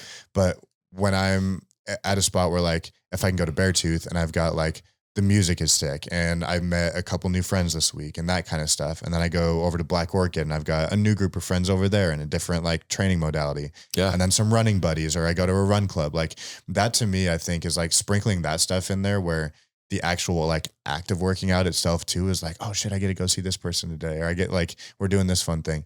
I think that has been a huge thing from my consistency where I'm like, I kind of want to train even 2-a-days now. Yeah. Cause I'm like, I want to run with this dude and like have this like a fun moment over here and then make sure that I'm still good to train at Beartooth. Cause that's also sick. Yeah. You know what I'm saying? And I think that's like, right. Cause at the end of the day, right, like the goal of which we do something, right? Whether it be like a high school sport, a college sport, right? Or just in life, like the game is not to win the weight room, right? Like at the end of the day, like the game is to win wherever you're at in life, right? And what your goals are to achieve. So the question is like, how do we do what we need to do, right? Specifically to allow us to do what we want to do with our lives. Yep. Right. Yeah. Like, so, to your point, right? Like I enjoy running. I enjoy a good like hiking trip, right? I enjoy all of this stuff and the ability to be able to go and do that, right? And be able to express the physicality of which I like work hard for, right? Like is fun. Right. And then I come back, but like what also becomes a piece, right? Is like what I try to tell people is like, our goal isn't like, this isn't the priority, right? Like if your hour with us is the priority of your day, like let's have a sit down conversation about like really what is important at the end of the day of life. Now, with that being said, right? Like again, like we just know certain things have to be true, right? Like 3 to 4 strength training days a week, like all of these pieces help. So the question is like, how do you sprinkle it in there? So, right, like that becomes the true test, I think, of a good coach. Is not for me to sit there and tell you like, hey, Drew, you're fucking everything up because you're adding all of this shit. Is like, hey, dude, like you enjoy all this shit. Like, I'm not going to stop you. Yeah. Like, but we're just going to modify. Right. Right. We're going to change what we're doing today a little bit because, you just went on a 4-mile Phipps hike, right? Or run and you came in and you're like, we have legs today. Like, hey, dude, like, let's modify. You're going to come tomorrow? No, I'm going to go to Black Orchid tomorrow. Like, cool. Let's do tomorrow's today. Right. Like that's an upper body piece that give your lower body a rest, right? Like hit the Wednesday at Black Orchid and then come back in and let's hit like the lower body back on Thursday. Yeah. Right. Like, I mean, at the end of the day, that's what it comes down to, right? It's like, that's the importance and a level of a coach, right? Is this understanding of, again, like the sport is king. Right. Yeah. Like my job is not as a strength coach to take away from the sport, right? My job is for you to express what we could do in the weight room and in an athletic event. Right. Right. Like some people at our gym, like they like to play golf. Like, hey, right. Like we'll add some rotational shit in there. Like I said, some people enjoy running. Some people enjoy CrossFit, right? Compete in that arena. Some people enjoy the Hyrox side of things. So like, all of it becomes this piece, right? Of which our job is to help them just fulfill their dreams, not have the dream be the weight room. Yeah. And I think that's where a lot of programs, coaches, like even some group fitness areas get in trouble is, right? Like they want your best hour to be with them, right? So the most important thing that you can do is the weight room, right? Like, no, I want to be able to do what I can so I could like I enjoy like running, right? Like I enjoy taking some of the teams that we work with and sprinting with them and and against them. right? Like, hey dude, like you don't let a fucking 38-year-old whoop your ass like today in these sprints. Right. Yeah. So, but if I know I like to do that, right. And there's like the camaraderie and stuff that I enjoy. Mm-hmm. It's like, all right, well, I got to make sure I can sprint. Yeah. Right. So then it kind of goes back and forth, right? Like, all right, I got to make sure I get my sprints in. I got to make sure I get like some of that tissue tolerance up, right? Like, cause this is where we're at, right? I got to kind of follow in suit. Right. But, right, like I have the knowledge to figure out like how to do it. Yeah. Right. Like, oh, here's how I'm going to add this in. So that's where it comes down to of like, right, like finding a coach, finding a program, right? Like, and, you know, when you find I will say like, that's the hardest piece of buying a 6-week program, right? That's pre-written. Like this is what you're doing because it allows for no variance. For sure. Right? Like, because you buy a program and you have this PDF in front of you or you have this app in front of you and all of a sudden you have like, you're like, oh, Saturday, I'm going to go play some pickup football with the boys or right, do whatever, play basketball. Like, fuck, I'm sore. Fuck, Monday's legs. Like, I can't go heavier, right? I can't follow this progressive overload. Like, my fucking legs are trash. Like, right. Okay, so you do switch it? Like, is that the right answer? Like, does that not impede? Like, there's a reason why he wrote it on Monday or she wrote it on Monday, right? So it becomes this piece of like, again, like, you know, kind of back to, you know, talking about you and like your business, right? Like, if you don't know, like, find the professional, dude. Like, ask the questions like, hey, if we don't do this today, like, is this really change the metrics, right? Like, I mean, just speaking about it personally, because we use Drew and his team, right? Like, you guys sent a message like, hey, Dayne, we need a caption for this. I didn't get around to it yesterday. So like, I'm going to ask the question like today, like if I do it today, is that going to impede what you guys have planned later? Right. Right. Like, yeah. Because if we double post today, then is that going to kill our metrics and blah, blah, blah, blah. Yeah. Right. Yeah. Like, so then I'm coming back to you and you're like, hey, Drew, like the metrics seem to be down. And we're like, well, Dayne, you're a fucking idiot because you double posted, which then ruined what we were kind of working through with the algorithms and all this shit. Like, yeah, I never thought of any of that. Like you just told me to post. So I posted like, right. Like, so again, it goes back to this big picture. Yeah. So, you know, like part of it is I think at the end of the day is finding a coach that you can rely on, right? Like that has your best interest in heart, right? Not just getting their own motives done through you, right? Like, oh, I wasn't a very good fucking football player, but I'm going to make you the best one. Like, don't you dare fucking miss one lift, right? Like, you know, like, okay, like, right. Like that's the hardest thing with some kids. Like you're going to ask a teenager not to go out on a Friday night. Like, okay, let's just be realistic then. Like, dude, we're probably not going to lift on Saturdays. Like, that's fair, right? Like, why would I set you up for failure, right? I could just adjust my program. I'm not fucking tied to it, right? Like, so again, it's that piece, like, right? Like, hey, like, you know, I guarantee if you were to ask Tiffany, you know, like, hey, I had pizza on Friday. Like, she'd be like, okay. Are we going to adjust on Saturday? Yeah. Like, do I need to do anything Saturday differently? Nope. Like, it's okay. Like, we'll correct it, right? And if it becomes like habitual or like you just like, maybe it's like, portion control, like, okay, like, hey, I went for a pizza and I ate the whole damn thing, right? Like that, now that's a different conversation. Like, okay, well, did we eat before that? Right? Like what did our meals look up going into this? Right? I know Tiffany can have that conversation. So again, but it's looking at a bigger picture, right? Like she probably knows eating pizza one thing on Friday, like from a social setting is just as important, right? Like, right? Like as humans, like we are designed to be social, right? Like we're designed to be in a group. So if all of a sudden you just remove yourself from hanging out with your friends because God forbid you have pizza on a Friday night, like, is that really beneficial for your health? Like, it's also not really sustainable for the consistency piece either. Like you're kind of killing both at the same time. Right. Like what is so wrong with pizza? Yeah. Right now, if you're like, oh shit, I didn't eat well at all Monday through Thursday, and now I have this level of guilt. Right. Right. Like, okay, like now this becomes a much different conversation, right? So, but again, like it's not the Friday night pizza. So again, like having a coach that's like, yeah, like, right. Like that's ultimately what we're looking for, right? Like as creatures and as human beings, like the social aspect, right? Like I want validation of what I'm doing. Yeah. Right. Is what I'm doing correct? right? I'm willing to pay for that, right? Like you're willing to pay for that, like most people are, Yeah. right? And then the other side of is then what becomes the piece of like as a coach, right? Like, am I doing what I need to do, right? As a coach, do I have their best interests at heart, right? Or am I just kind of going through the motions because I'm collecting a paycheck and like I'm more concerned about that side of things, right? Like so, like there. I don't know. I feel like people can suss that out though. Yes. Because that's one of the things where like, I mean, obviously our whole goal with this thing is to like reduce the noise a little bit for that.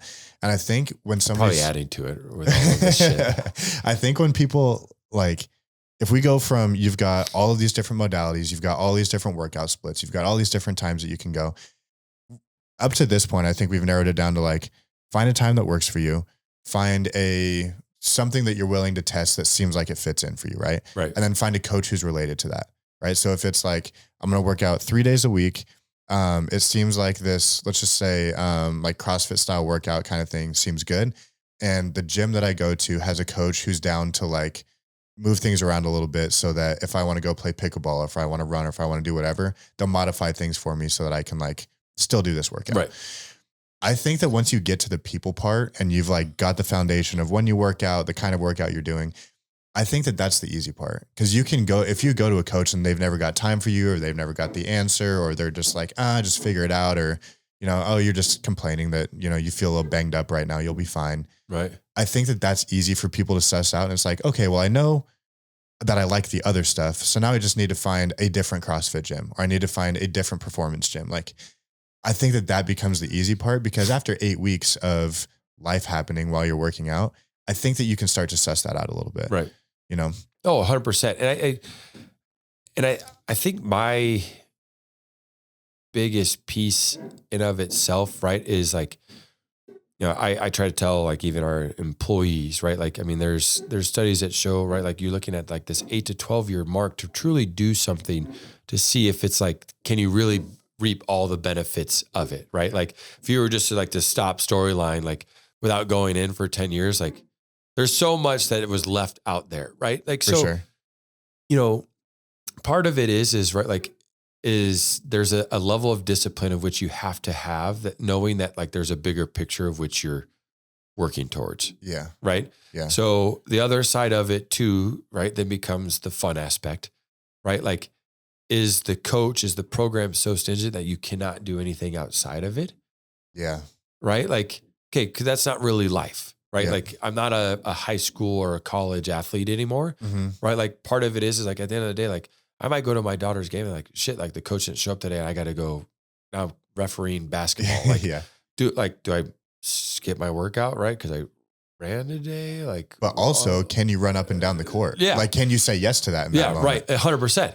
And so, and I think that's where people get trouble. Like same thing with diets, right? Like they want a plan that they can follow, but really that's not freedom, right? Like freedom comes from the ability, right, to make a choice. Like, hey, like typically here's my macro breakdown of a meal, right? I have a pretty good idea. And then from there, like, okay, I can make this work. Yeah. Right. Like, oh, I ran up and down the field. Do I need to do my run later in the day? Like probably not. Like I'll just do my strength work and I'm done. Right. Yep. Right. Like, cause I know the gist of what it is. Right. Like, and that is okay. Right. Cause again, like consistency is at the end of the day, like what is most important. If we cannot be consistent with performing it, right? Like if I'm going to commit to 3 days a week, it's 3 days a week. Like, so I think that just becomes a piece where like, you know, we as, again, just as humans just need to understand that, right? Like we long for some level of structure, right? Like that is just a piece of it, but we also know like the fun happens in the spontaneous events. 100%. And if, you know, and that's like one of our big core values at Beartooth, right? Like discipline creates freedom, right? If I'm disciplined enough to get the stuff that I need to get done, like there's so much other time outside of the day that like I tell all of our employees, like, right, like here, like get your shit done. If you want to get it done by noon and you don't have to do anything else here, like don't stay here just on my core, dude. Like enjoy the day. Yeah. Like you earned it, right? Like you got everything that you needed to get done. You were disciplined with your approach. Like, right. Like there's a thought process here. Like you earn that right. Like, and that's okay.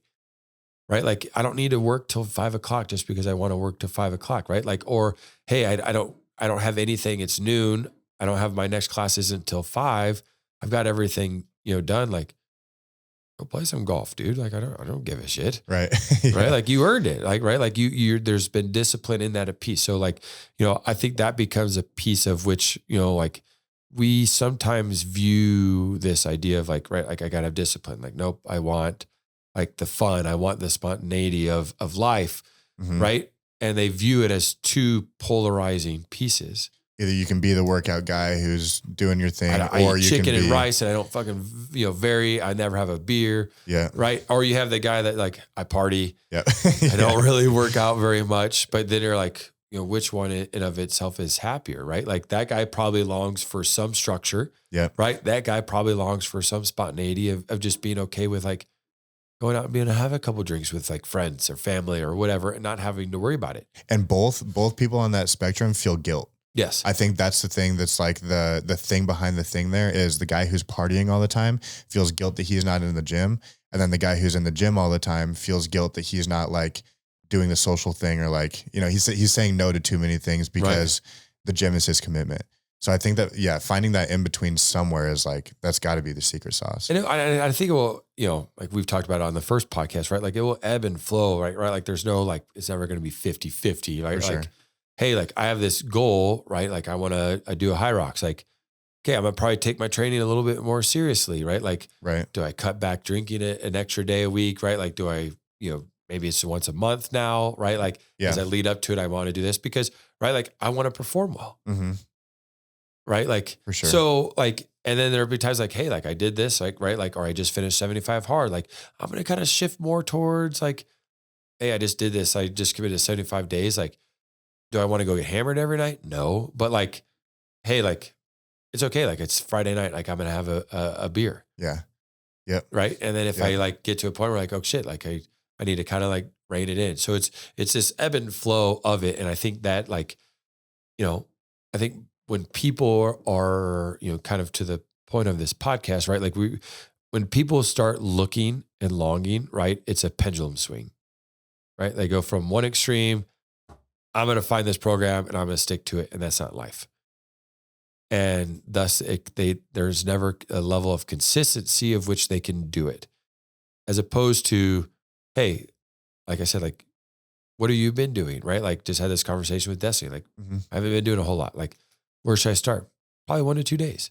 Right? Like, Tiffany would tell you like, oh, I got to start drinking a gallon of water every day or whatever it is. Like, well, don't go from 0 to a gallon, right? You'll just be like pissing nonstop, right? Like, maybe add a cup a day, right? Incrementally work up to a point of which like there is consistency, right? And it becomes part of that routine, right? Like, hey, we know life happens. We know this isn't part of your routine today. Like, don't commit to more than what you can do. Yeah. By 1 to 2 days. Yep. Right. And then once 1 to 2 days becomes the norm, right? Like, let's add a third day, right? So then there's really only 1 day of variance as opposed to 3. Right. Which we're trying to control, which our schedules aren't really set up for yet. Right. We haven't been doing it. Yeah. So it's then like from there, right? Like, so like I said, like most people, like I want to buy a program. I want to get in shape, the best shape of my life. And they go out there and they buy the 7-day program. Right. But their bodies, minds, lives aren't to it. Right. Like, and that's where I think like, I would probably reserve buying a program or, following your own, right? Like using ChatGPT, like at a level of which like your training age and consistency has been there for probably a couple years. Yeah. Where you're to the point where, almost like, intuitively what you need at that point. It's kind of like what you're saying with macros before. Like when you've been tracking your macros long enough to be like, yeah, I know I'm going to go get crumble cookie tonight, but I'm also going to save like 700 calories today, like purposely. And I know where that's going to fit in. It's like, best option to do? Probably not, but it's different than like eating like shit all day and then being like, well, I might as well just cap this thing off with, what I'm saying? But you can like, I want a 4-pack, sir. Like, exactly. Like, I have polished off 3.5 in one sitting before. Yeah, no, I'm 100% with you there.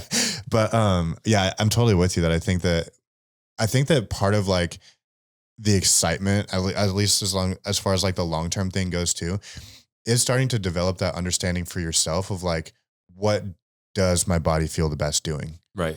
Right. Because I think that you start to learn that the longer that you start training is like, does it feel the best when I'm doing 2-a-days? Does it feel the best when I'm doing like this kind of training versus that kind of training?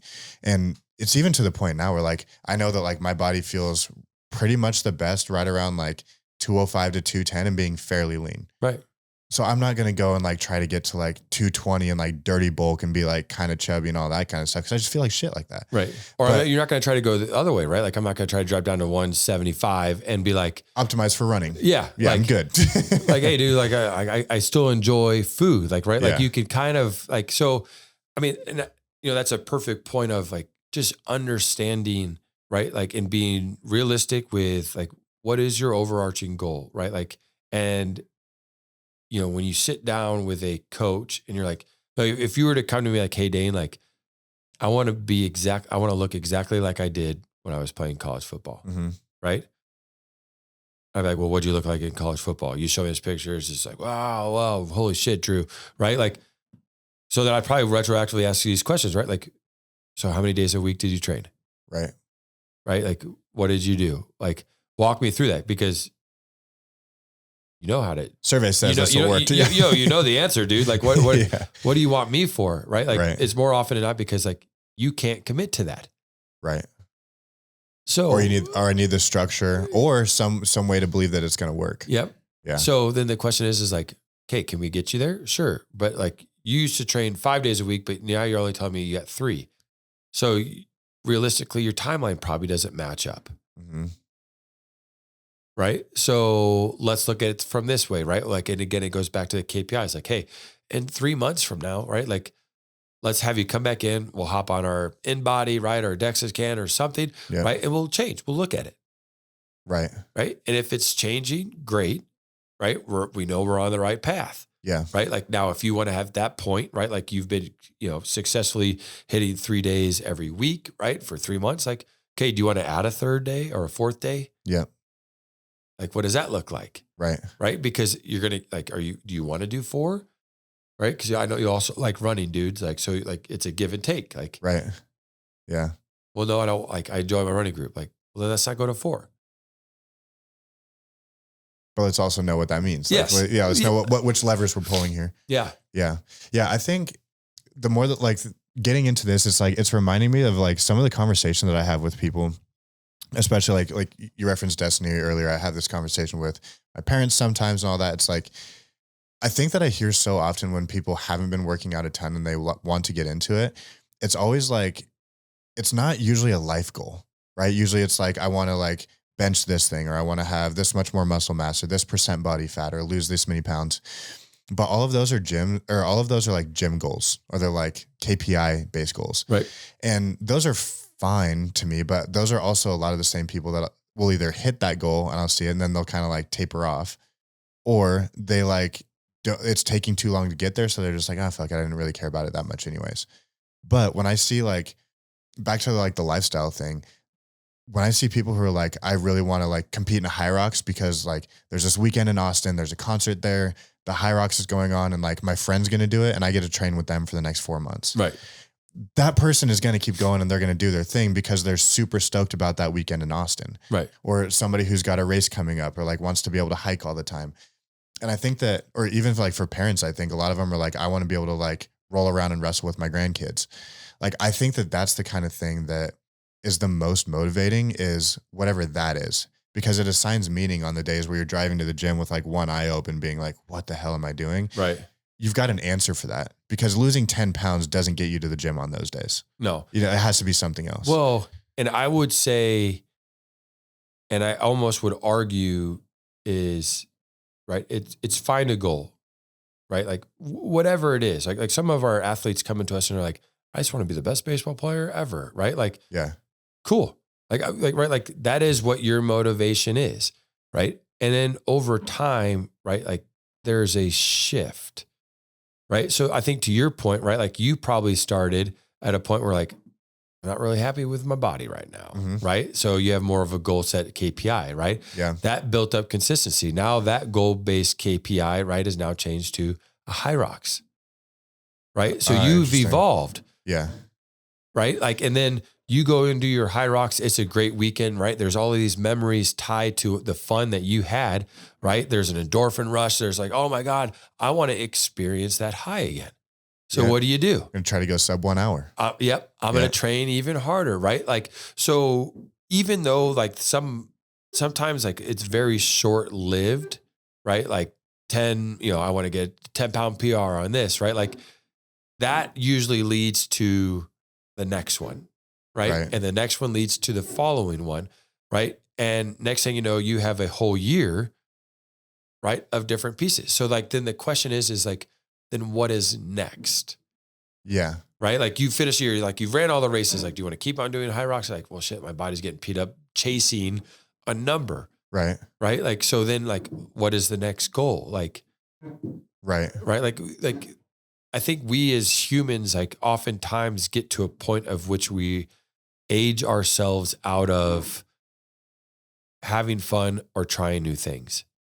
Right. Like you could talk to some of the people, like even at Beartooth, right? Like they get to an age where like you ever ski, snowboard? They're like, no, I am too old for that. Like you're 40. We got instruction going on. Yeah. Construction Yeah. going on. Yeah. Like you're 40 years old, right? Like, I mean, you still have so much life to live. So like, it just becomes a piece of virtue. Like, so we just like stop kind of living for like this fear, right? Like, and it like, so then that's when most people stop, right? Like they hit a segue of like, right? Like, using an example of like a college kid, you train all of this time, you're done with football. I'm not playing football anymore. Why do I need to train this way? Right? Like you just haven't found the next piece, right? Like, and it's not tied to a bigger piece, right? Like I know for me, if I don't wake up at 3:30 and work out like around 4, right? Like my day is shot. So sometimes I don't do it for like a physiological change. Right. I just do it, right, to get my brain going, like wake up and like know that like I have a more productive day when I set it up like this. Right. But you only start to know that after you've been training for a while and you've had the days where you don't get up and go to the gym and you're like, wow, today was shit. Yeah. Yeah. And right. But again, it goes back to, right, having a conversation, right? Finding like-minded people, like shit, like today wasn't good. Like what was different? Well, I don't know. Like, right. Like I didn't have my coffee. Like, no, I had that. Like what was your, oh, sorry. Like I slept in. Yeah. Yeah. For sure. Right. Like, so like there's all of these pieces of it, like, and it will always constantly ebb and flow. And then like, right, like as we get older, it becomes more of like, okay, like one, like how do I stop a decline? Yeah. Right. But most young people have like, if I were to go to most 20-year-olds, like they're not sitting there thinking like, shit, if I'm not building up as much as I can now, I'm going to be screwed when it comes time when I'm trying to build and I'm fighting a decline just from age. Right. They're just trying to get jacked and be like, Yeah. Right. Like, so like part of it is an education piece, right? Like it just becomes this constant piece of, right, like, hey, like I know you're doing this for this, but like also understand like there's a tremendous amount of health benefits, right, to this. And like, right, like increasing muscle mass as much as you can before your 30s, right? Like, right. Like because then the decline starts, right? Like, and then it's a losing battle, dude. Yeah. More often than not, I think to your listeners' age group, right? Like they have this idea, like, right, not me. I can eat whatever the fuck I want. I can do whatever I want, right? Like, and then they get to a point where they're in their 30s and 40s and they're like, well, shit. Like I never really, like I always wanted to be jacked, right? Or I always wanted this. And then they try to do it then, but like now the level of commitment to accomplish that goal then is completely different. Right. So like I said, it getting them into a regimen or into a routine of which they can follow is like, I don't really care what it is. Like, dude, just get started. Right. Right. And then from there, like, then the education can happen. Right. Like, it's kind of like, like if I go around and I tell everybody, but if they're not really willing to listen yet, like, it doesn't really matter what message I'm saying. Right. Right. Like, there has to be some level of connection. Right. Like, hey, I'm listening to you because I just experienced a death in my family. Right. Yeah. Right. And there was a heart attack at way too early age. I need to get my life in order. Like I'm scared. Right. Like, cool. Like you're in the right place. right? Like, so, but I'm not going to sit there and be like, well, you also need to worry about like osteopenia, and you also need to worry about all of these other things right now. Like, this is why you work out. Right. Like, oh, I also thought about doing like a Hyrox. I think that'd be really good for you. Right. Like you don't like bombard them, like, right. Like you take them where they're at. Like, this is why we're doing things. And then you say, okay, like, cool. Like, hey, like I noticed this, like 100%, like this is what's going to happen. Yeah. Right. Like these are the changes that you're going to have, right? Like there's an endorphin. So we notice cortisol levels change, like, right. I'm getting better sleep. There's all of these things like shit. So now you know why people work out. Yeah. I also think too, that it's like that gives people a permission to like use whatever motivation that they have right now to be the reason that they're starting. Right. I think that there's like, I mean, it's even like putting it to something that people are always familiar with like money goals. Right. It's really easy to like hear, okay, everybody says that goal number one is make a 6-figure salary. So I guess I'm going to try to shoot for that. And then I guess it's to own your house. So I guess I'll shoot for that. I think with fitness, there might be somebody who's just like, I just hate how my dad seems like had a heart attack really early. And like, I don't want to be that guy. Right. But everybody else is saying that they just want to like be jacked and shredded and blah, blah, blah. So like, I guess I'll try to get myself to get motivated for that.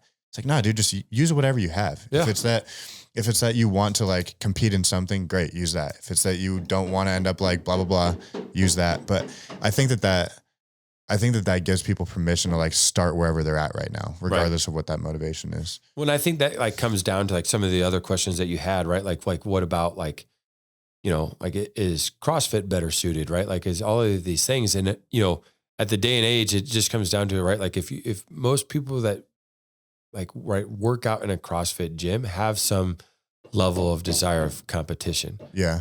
Right. Like, so there is a difference between CrossFit as a sport, right, versus CrossFit as a methodology.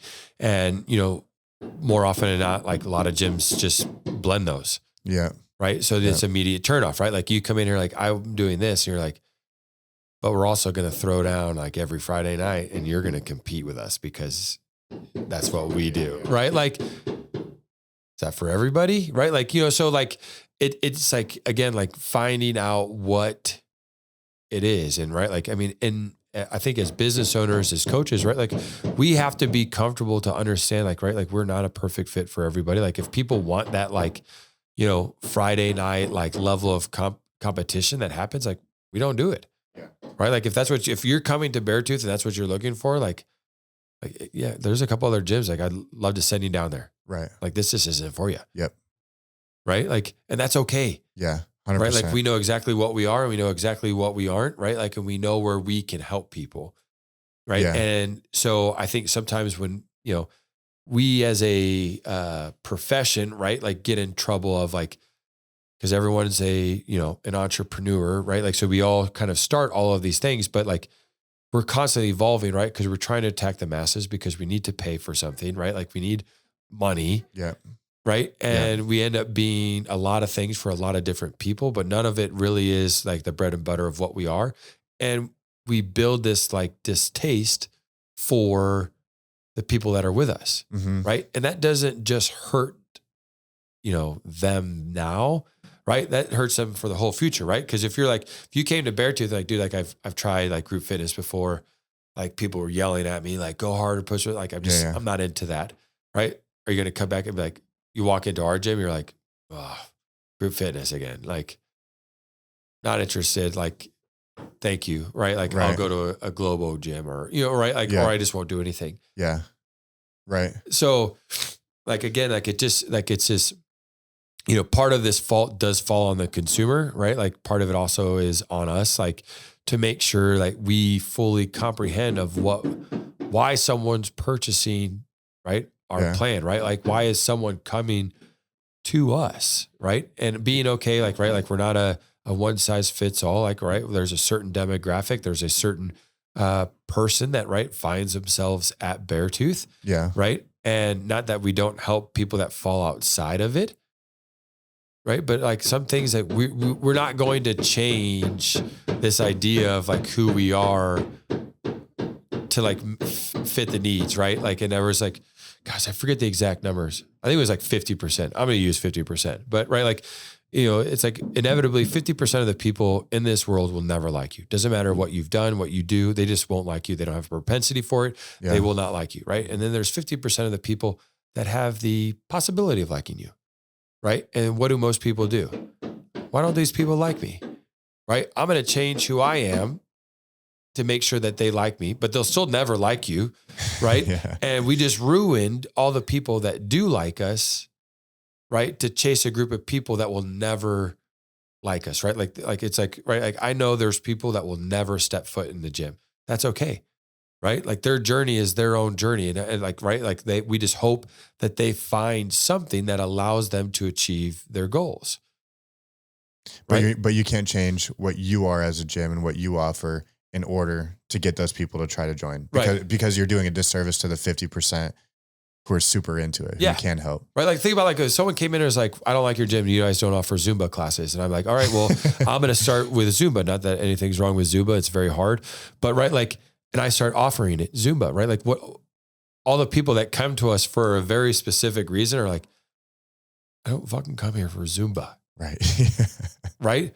So everyone that I was working with and helping, now I just lost their trust because I'm trying to get somebody who probably, like I said, will never like, they might come in and be like, oh, I don't like this. I'm more of like a Latino style Zumba. Like you're too much hip hop and R&B for me. Right. And they go to another gym. Yeah. You're just like, but I just did the Zumba thing. Yeah. Like I just added fucking Zumba for you. Like what the hell? Yeah. Right. So it's like, again, like, right. Like know where we are, know where we're not, like, right. Like, and again, like our job as coaches is like, it's okay. Right. Like some people and some athletes are just not a good fit for certain coaches. Right. Right. Like you don't own that kid. Right. Like you're a football coach. Right. Like, which is why like part of me like loves the idea of being able to transfer. Right. Like you don't know. Right.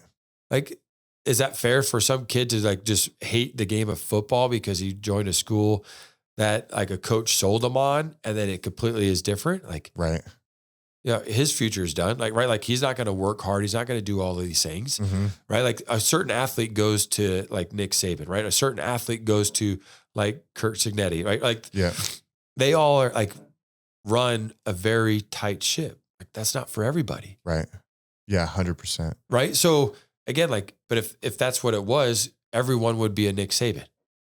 Right.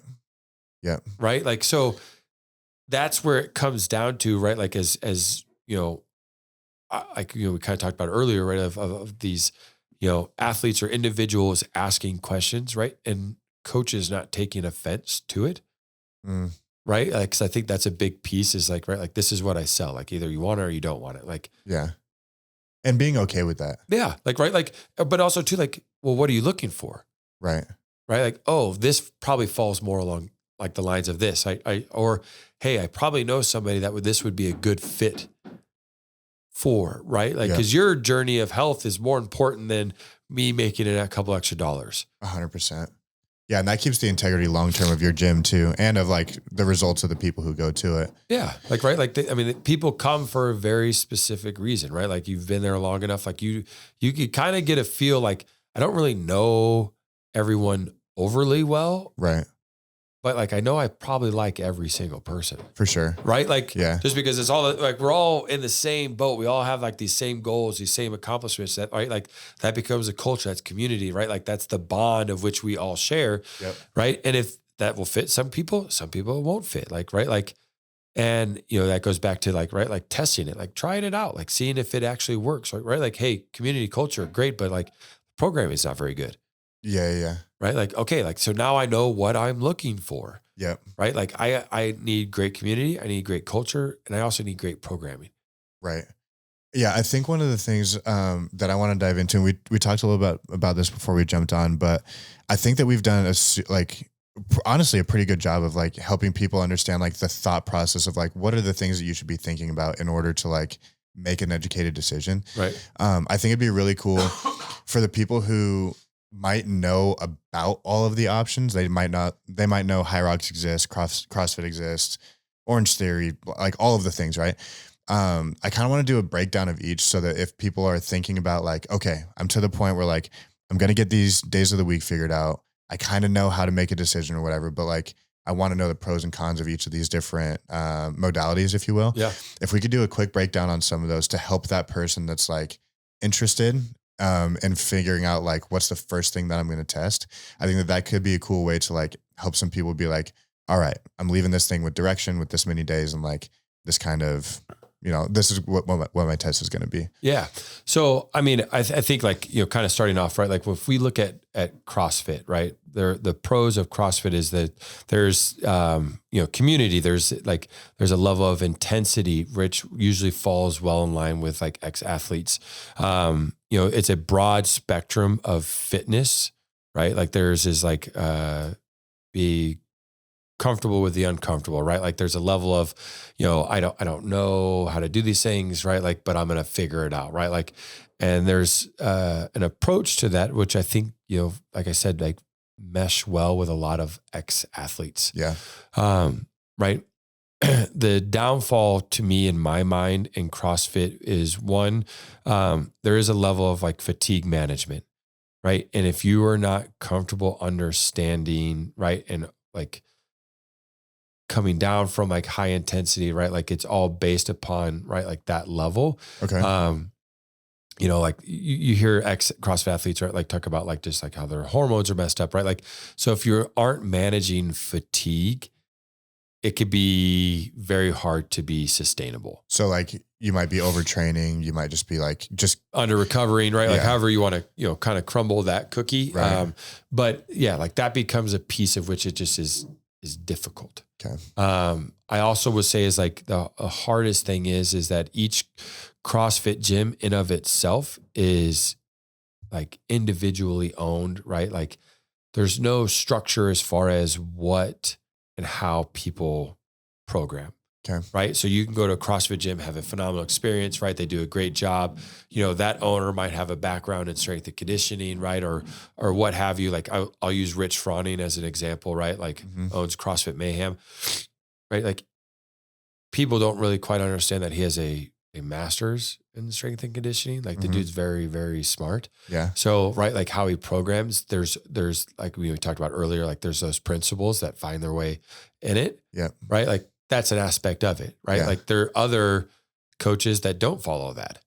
And right, like they just kind of follow this like everyday, constantly varied, right? We're going to back squat one day, then we're going to do this one day, we're going to do this one day. And there's no real rhyme or reason. There's no progressive overload. That becomes an issue. Because it's under the same banner. Yep. Where like it looks like the same thing, but it's not. Yeah, the like same this thing. CrossFit gym and this CrossFit gym, like yes, they're both CrossFit, but they are two vastly different things. Got it. Right? Yeah. And I will say that there's like this level of it in like strength and conditioning, right? Like, what your background is typically kind of comes through how you train as a kid, right? Comes through because that's what that's what you spent the longest time. That's what you've had success yourself in, right? So you kind of sprinkle that stuff in there, right? Like I have a background in Olympic lifting. So Olympic lifting always kind of finds its way in every program I write. Yeah.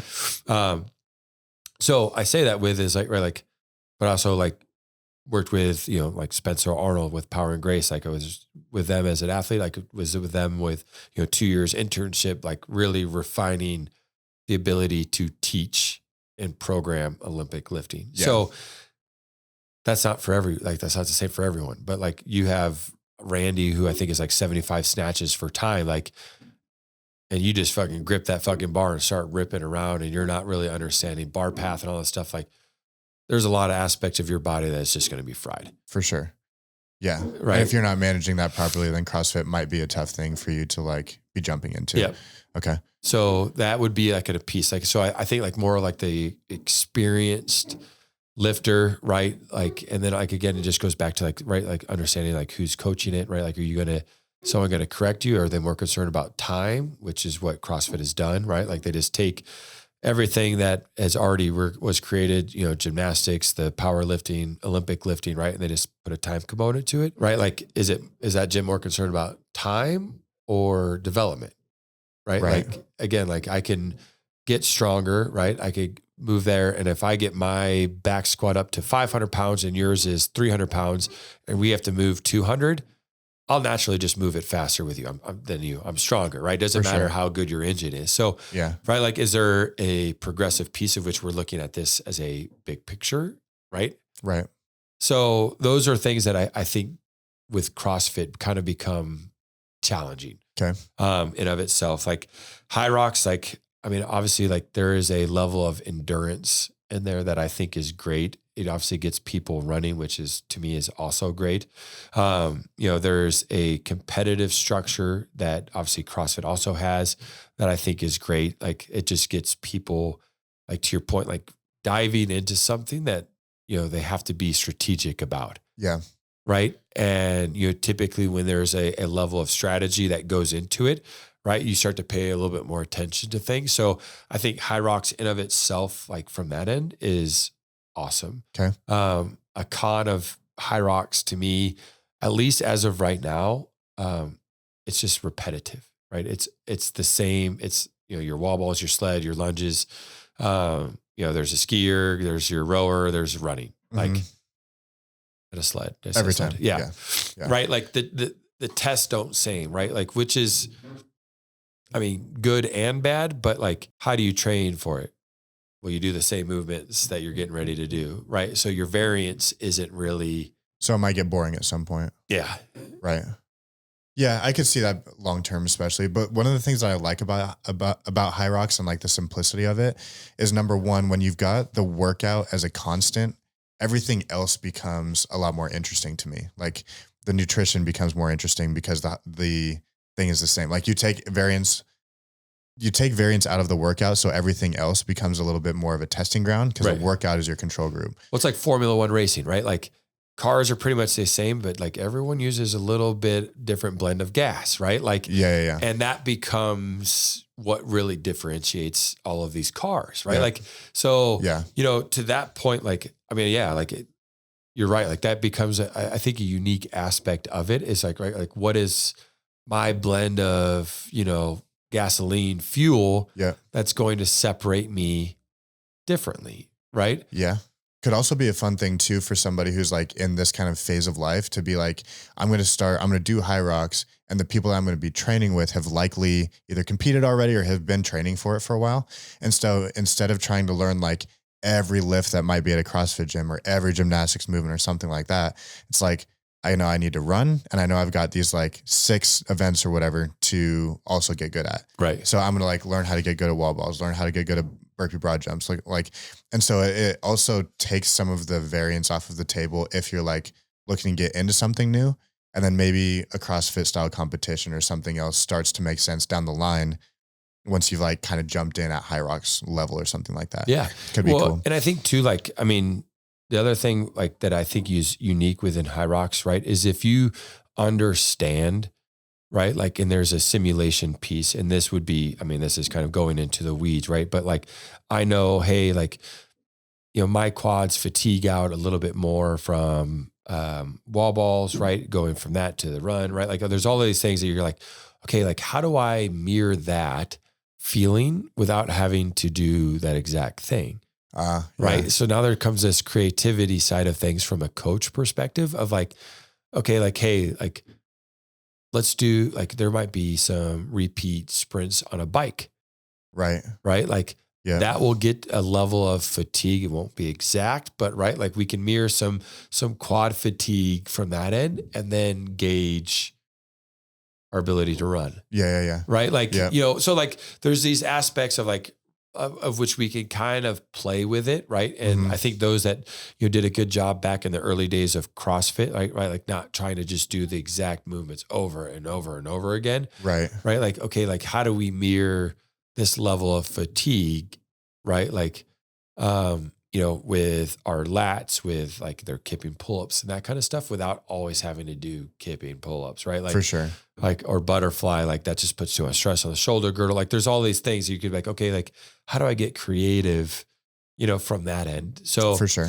I will say like just coming from a strength and conditioning world where, we kind of know what sports are, and then going into like the CrossFit realm for a while, right? Like where creativity, and that's one of the things that like Spencer did a great job at helping me understand is, right, like you could get creative, like you can kind of blur some lines of like, hey, like this is what we know. Yeah. Right. Like, how do I imitate that without actually having to do it repetitively? And then, going from there, and then now getting back into, like working with kids and stuff, like now it's like, it's kind of fun. Like, how do I mirror this where like the kids just aren't doing the same thing over and over, right? And they get burnt out like, oh, we fucking did this last week. Like, for sure. So boring, Yeah. right? Like, okay, like we can make some slight variances, like knowing that, like, and then it's, a gauge, right? Like, are we simulating what we need to simulate? Like, Yeah. right. Like there's feedback and all this kind of stuff. So, I think from a coach's perspective, like, Hyrox in of itself is new enough where like you can, like that level of creativity is still there. Okay. Gotcha. I think CrossFit and Hyrox are the easiest ones to look at because they get so much publicity.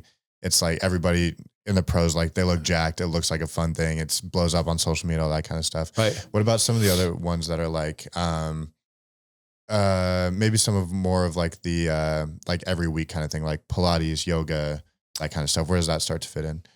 So I think like Pilates, and this, I'm saying this is I've never taken a Pilates class. I'm scared of them a little bit. Yeah. I've heard horror stories about my boys going over there and getting cooked. Yeah. I mean, like there's like, so like you look at like a level of like core control, right? Like movement awareness, like those are aspects of it that I think that like Pilates are great for, like yoga, right? Like a stress reduction, right? Like mobility standpoint, like those are good things. The cons of it, like if we look at the nature of which, right, like we actually strengthen, right? Like, like, and again, like I'm going to say this and people always kind of get upset, but like, right, like if I'm not constantly like overcoming, right, or right, like constant like extension, right, flexion, like into my muscles just shortening and lengthening, right, it's overcoming. Mm-hmm. Like it's hard to actually truly create strength, right? Like, Pilates is hard, but like, is it like, it would be like, it almost would be damn near impossible for me to do. Okay. Right. But not from like a strength standpoint, right? Like it's like, I've never squatted 500 pounds before and I'm going to try to squat 500 pounds. Right. Right. Like it's not that level, right? It's a level of like kind of control of which I haven't asked my body to do yet. Right. So it's new. Right. Right. So like, for those muscle groups, you're going to be improving inside of those. Yep. Okay. But again, like eventually there comes a piece of which, again, like going back to the principles, right? Like how is it progressively going to be overloaded? Like what is the variance within it? Right? Like yoga is kind of the same thing, right? Like, or, there's like cycling, right? Like that lift, like lighter weights, like those are all great. But like, again, like intensity has to change, right? Not from a perceived exertion, but from a overall weight standpoint. Right. Right. Like if my max is 100 pounds and I'm lifting a 5-pounder, right? That's 5% intensity. Yeah. Right. If it's always 5% intensity, it doesn't really matter. Right. Because there will be like the newbie gains and you'll get gains to some point, but then you'll plateau. Yep. Once your body acclimates. Yeah. And like, I mean, like, and Bompa talked about this, like in his book of like, right, periodization. He's the godfather of periodization, but right. Like there's this level of like just chaos. Yeah. Right. And that's where CrossFit was kind of at the beginning, right? There was no rhyme or reason behind the programming. And all these people saw all of these amazing gains, right? But eventually you'll plateau, right? Because again, like your body naturally needs progressive overload, right? Like, which is why you go back to college, like, right? Like on Mondays we squat. Yeah. Right. Yeah. It's every Monday. Yeah. Yeah. Right. Like, but like your body can get accustomed to that, right? Like it knows it's coming. It can prepare for it, right? Like it gets set up psychologically, whether it be like subconsciously or not. Like there's a level of which like there's this expectations of which, right? Like, okay, this is what we do. Here's how I need to prepare, right? And you go into it more prepared than you're like, I have no idea what's going on. And you're like, hey dude, like we have snatches. Like, well, dude, my shoulders aren't really set up for that. So I'm going to go lighter because my shoulders aren't ready. And then all of a sudden, guess what? Like, are you really getting the benefit of the Olympic lift that way? Right. Okay. You know what I'm saying? Like, so like lighter weight isn't necessarily always the answer, right? Like, again, it goes back to like, what is the design stimulus, right? Like what do we know that has to happen for an individual to gain strength? Okay. Right? Like, And that gets hard with cycling, that gets hard with yoga, that gets hard with Pilates. Yeah. From that aspect. And, when we look at this, like the research around like health benefits, especially when we look at like bone density, there's a level of like metabolic health that like is an aspect of it. And really like longevity, it's all tied around strength.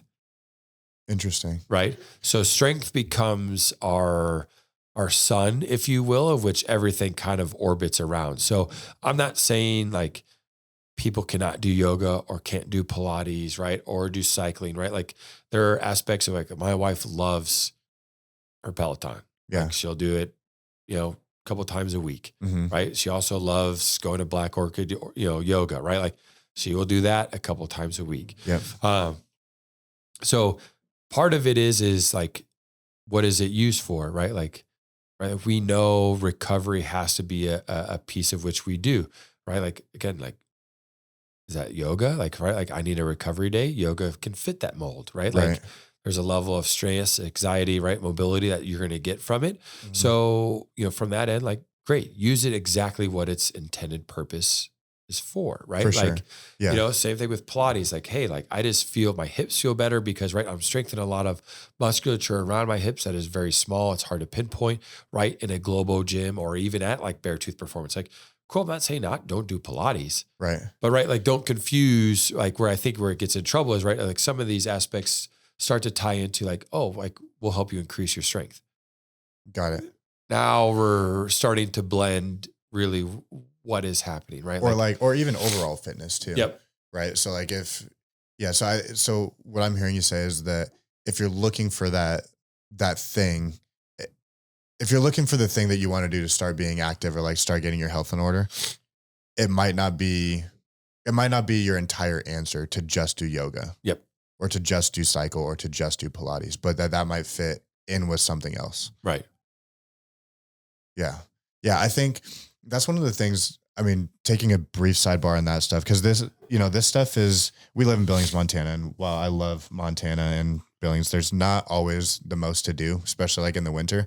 Because if you don't snowboard or you don't do like any outdoor stuff, it's like you get pretty limited pretty quick. Right. But that's one of the things that I found this winter is that I love being able to mix up the things that I'm doing by going to a cycle class or by going to a yoga class. And obviously there's like different implications for how that fits in with like the strength training that I'm doing. But that's where that's fit in for me is like, it actually benefits my strength training quite a bit to have a yoga class on a Monday morning at 5:30 or on a Saturday, because number one, my mobility is better. So like my squats feel a little bit better, my lunges feel better, like all of that kind of stuff. But also it's helping me with my consistency in my strength training, because knowing that I've got like a fun little side quest to be like, I suck at yoga, but I'm getting a little bit better every week. Right. I can touch my toes now. Yeah, exactly. Like that kind of thing keeps me disciplined and like consistent with the strength training stuff, because I'm not just doing the same 4 days every week. I'm not seeing the same people at the same gym at the same time. Right. Like it gives a little bit of variance where not only am I getting the benefits of like the extra mobility, I like to, be in a 110-degree room and sweat and do all that kind of stuff, but it's like helping with the overall picture of I'm still having fun doing a lot of this stuff. Right. If that makes sense. No. And again, like it comes down to like, again, like I don't want to demonize one thing over another, right? Like this is just me, regurgitating science, right? And what we know. And I think like the biggest thing is right, like is when, again, it kind of goes back to like when we start to blend the idea behind what it is that we are exactly doing, right? Like I'm not going to be in some disillusion of like, hey, if you strength train, you're also going to be flexible. Right? Like I'm not going to go there and sell that. Right now, can we program a certain way to help increase mobility? 100%. Mm-hmm. But right, like flexibility in of itself is flexibility. Like that takes time, that takes a purposeful plan in of itself to increase flexibility. Yeah. So, like when we look at it, it's like, you enjoy cycling, right? Like there's all of these aspects that we enjoy outside of like strength training, right? Again, like, hey, as long as we know the things that are true, like that's what matters, right? Yeah. 3 to 4 days of strength training, right? That leaves you 4 the 3 to 4 days of doing whatever you want. For sure. Right. Like, so if you want to incorporate like yoga, cycling, all of this stuff, again, just understand, right? Like I would argue like, I think a lot of people are experiencing more and more back pain, right? Like ever since cycling has popped up, it's a very crunched position, right? Like you're shortening a lot of stuff anteriorly, right? So if you're not doing things to actively combat that,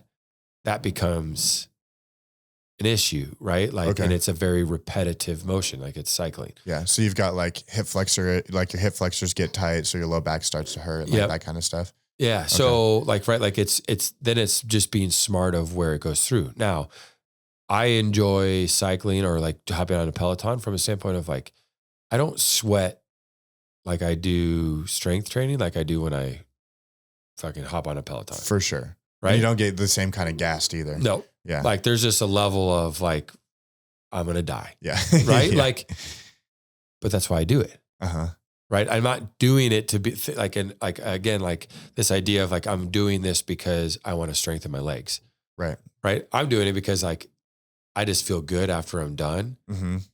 Right. There's obviously like a cardiovascular, benefit to it, but right. The reality is that like, sometimes I just like to sweat. Yeah. Like I don't really care about moving a needle. I just want to I could hop on for an hour and be like drenched. Okay. So I guess the question here then is, it seems like, like going back to like which of these modalities are good and bad for the people who want to like choose what their thing is going to be. It sounds like for this, it's mostly like, yes, you can choose that cycling will be your thing or that yoga will be your thing or that Pilates will be your thing, but probably have it be your thing in addition to something else. Yep.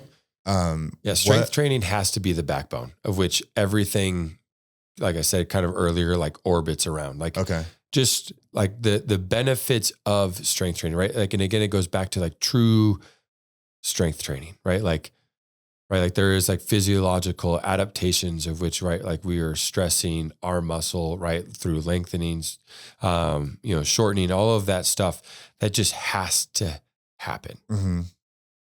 Right. And again, like there's, a multitude of studies, right? Like 3 to 4 days a week, like that is your backbone. Now, if you're like, hey, I also want to do yoga 3 days a week, like, sure. Right. Like that goes to your point. Like, right. Like I can wake up early. I can fit this in my day. I can do it repetitively. I'll go do my strength stuff in the morning. Right. And I'll do my yoga at night. Absolutely. Okay. So which of those 3 that you brought up, what are the pros and cons of each of those for people who are thinking about like working those into their routine for like the Pilates, the yoga, and the cycle? If I were to add one thing, like I think Pilates and yoga are great complements to strength training. Okay. Like those are a huge piece. I think what happens with cycling is, if you look at every revolution as a rep, like, right. And I would say running is another, like would fall in line with this, right? Like if every step's a rep, right. It's very easy to get a shit ton of reps in without even knowing it. Right. So unless you are really like in tuned, right, with your body, like you don't really know how much you need to combat. And that becomes an issue, right? Like, and that becomes like, there's a level of a variance, right? Like, if I'm an instructor of a cycling class, I have 20 people in my class, like as much as I try to gauge, like I said, like those revolutions, like everyone's going to be pedaling at different speeds, right? So, and at a different resistance. Yep. Yeah. So then it gets very hard to be like, okay, you need this. For sure. Right. Like in order to recover well, right? Like this, like someone's like, hey, I went out for like a 5-mile run this way. My knee hurts. So like, well, I'm going to need some more information than that. Right. Like show me a video of your gait. Yeah. Like, right. Like, was it hilly? Were you running on one side of the road the entire time and it was just slanted? Like, right. Like there's all of these questions that can go into this, which like the variables become too much. Okay. So like when you're adding that, like that becomes challenging, right? Or if you start with that and then you want to add to it, right, it becomes challenging. Like that's right. Like I would like yoga or Pilates and strength, like usually kind of goes hand in hand. Like I said, there's not a lot of lengthening, shortening, like of like joints, and movement through joints. Like, right. Like they're mostly static holds, right? Some pulses where we're not getting necessarily full range of motion. So the stress is a little bit less, Yeah. Easier to manage, fatigue from, Okay. right. With that. So like, I would argue like those are more, I'm going to use the word acceptable, but like not necessarily the exact word I'm looking for, but like it's easier to add to. Got you. Might be better compliments. Yeah. Yeah. Okay. What are the other variables that people should be thinking about, or what are the other things that people should be like looking at as potential parts of their routine? I think like recovery is a huge piece, right? Like sleep, it becomes an aspect of which, right? Like, just I know ends up kind of being a non-negotiable, Okay. right? Like, really that is when all the like adaptation and all the changes happen, is when you are recovering. Okay. Right. So like you could do a great job, right? Like, and you keep adding more. But unless there's a time in which your body can actually like just rest, rebuild, a lot of those physiological adaptations of which we're doing a lot of this for, Right. never happen. Because you're breaking the muscles down, but they're not like recovering to a point where you're seeing gains from it. Yep. Yeah. So that becomes a piece, like obviously like, nutrition, like, and I won't go into too deep of detail there, but right. Like, there's just certain metrics based upon like, how active you are, right? Like per kilogram, per body weight, like that all goes into an equation, and you can kind of figure out like carbs, fats, proteins, what is needed. And like, obviously like then like hydration is a huge piece in of itself, right? Mm-hmm. Like, so, we do those three things pretty well. Like that would be before we add more, like it's always geared around like what exactly it is that we're doing. Right. Like what, like, cause I like people are like, oh, I want to add this, like, cool. Like, where's your recovery time? So jumping back in on sleep. Yeah. So like, obviously like sleep, becomes a huge aspect of it. Right. And then I think, and this is where, right, like like yoga, Pilates, like that kind of stuff can fit in, is like, there's daily movement, right? Like we're not, when we sit there and like, hey, this is a rest day, it doesn't necessarily mean like you are getting up and going out for a walk, right? Or, hey, I'm going to spend like the first like 15, 20 minutes of my day, doing some mobility work, right? Or if like, going to yoga is a piece, right? Like, so I think like those are all aspects of which, right, like you can do to help recover. Like stress management, like we talked about, right? Like there's a piece of yoga that like helps with that, like, right? Like it is very relaxing.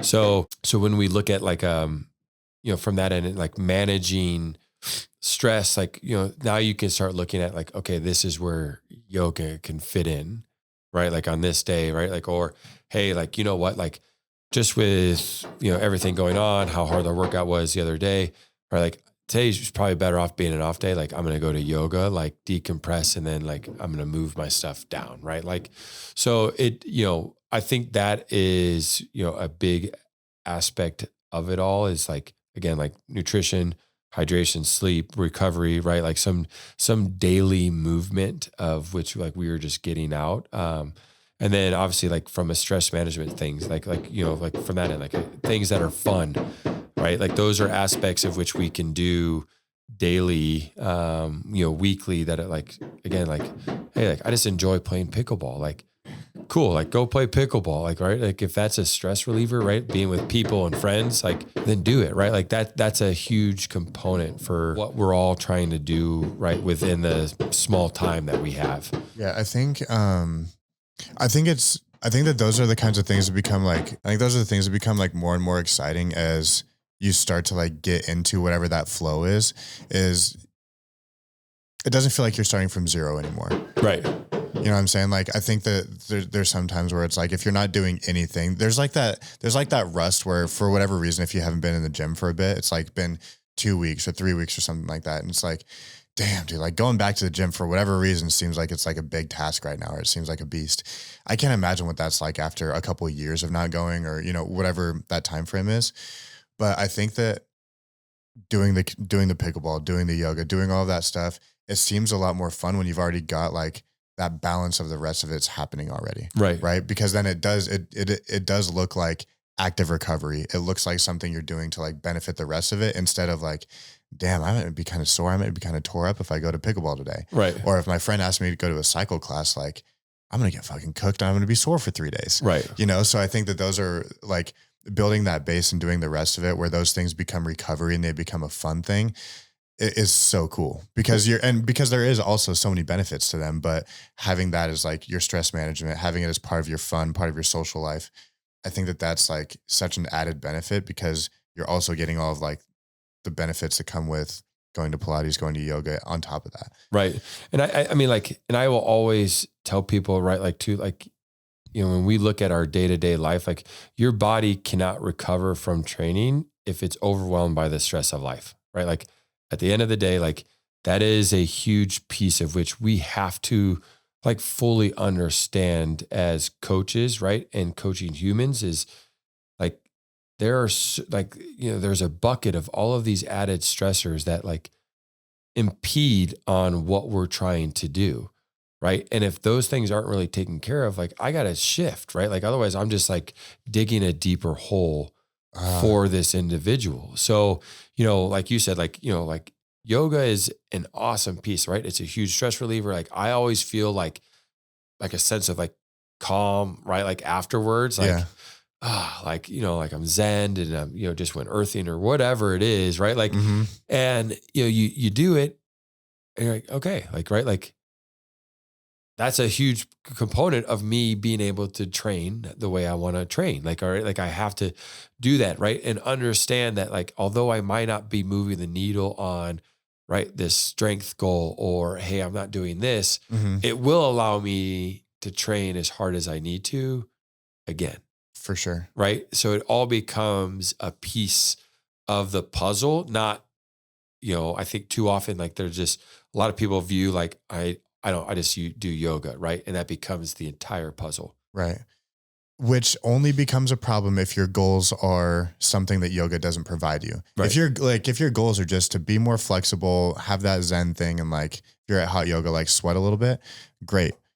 However, I can imagine that like I don't feel like going to yoga does a ton for like decreasing my percent body fat percentage, or it doesn't do a ton for like increasing my skeletal muscle mass or those kinds of things. But I do feel like when I leave there is like, depending on which class, I got a little bit of cardio out of it and I got far more flexible and got some like static strength that I like feel stronger in some ways, but not in the way where like I just added anything to my squat max. Right. So I think that like, it's back to that idea of like, what are your goals of like the life thing that you're trying to live? Because if you're trying to be 220 and 7% body fat, your entire program being yoga probably isn't going to be the move. Right. Well, and that's what like, right. Like again, it's hard. Like, so if you take an athlete that is right, just graduated from college, right, just doesn't want to lift anymore, he's got a bad taste for it, whatever it might be, yoga might be a great thing. Yeah. Right. But again, for that 30, 40-year-old, right, that is now battling, right, like this like muscle loss, like yoga may not be the best thing for him, right? It may be an important piece of the puzzle. Yeah. Right. But it can't be the entire puzzle piece, right? Like, because again, like just the things that we know, right? Like it's not going to have like a huge impact on like a hormonal piece. It's not going to have a huge piece from like battling like osteopenia, like, right. Like all of these things that like, right. Like you look at like strength training and the benefits of, right. Like yoga doesn't do that. So like, if you're doing that thinking like my quality of life longer is going to be there, like still just a puzzle piece, right? Yeah. Like, cause at the end of the day, like, right. Again, like it's muscle loss that we're battling. Right. Like, and if we're not actually building muscle, then we're actively losing it. Right.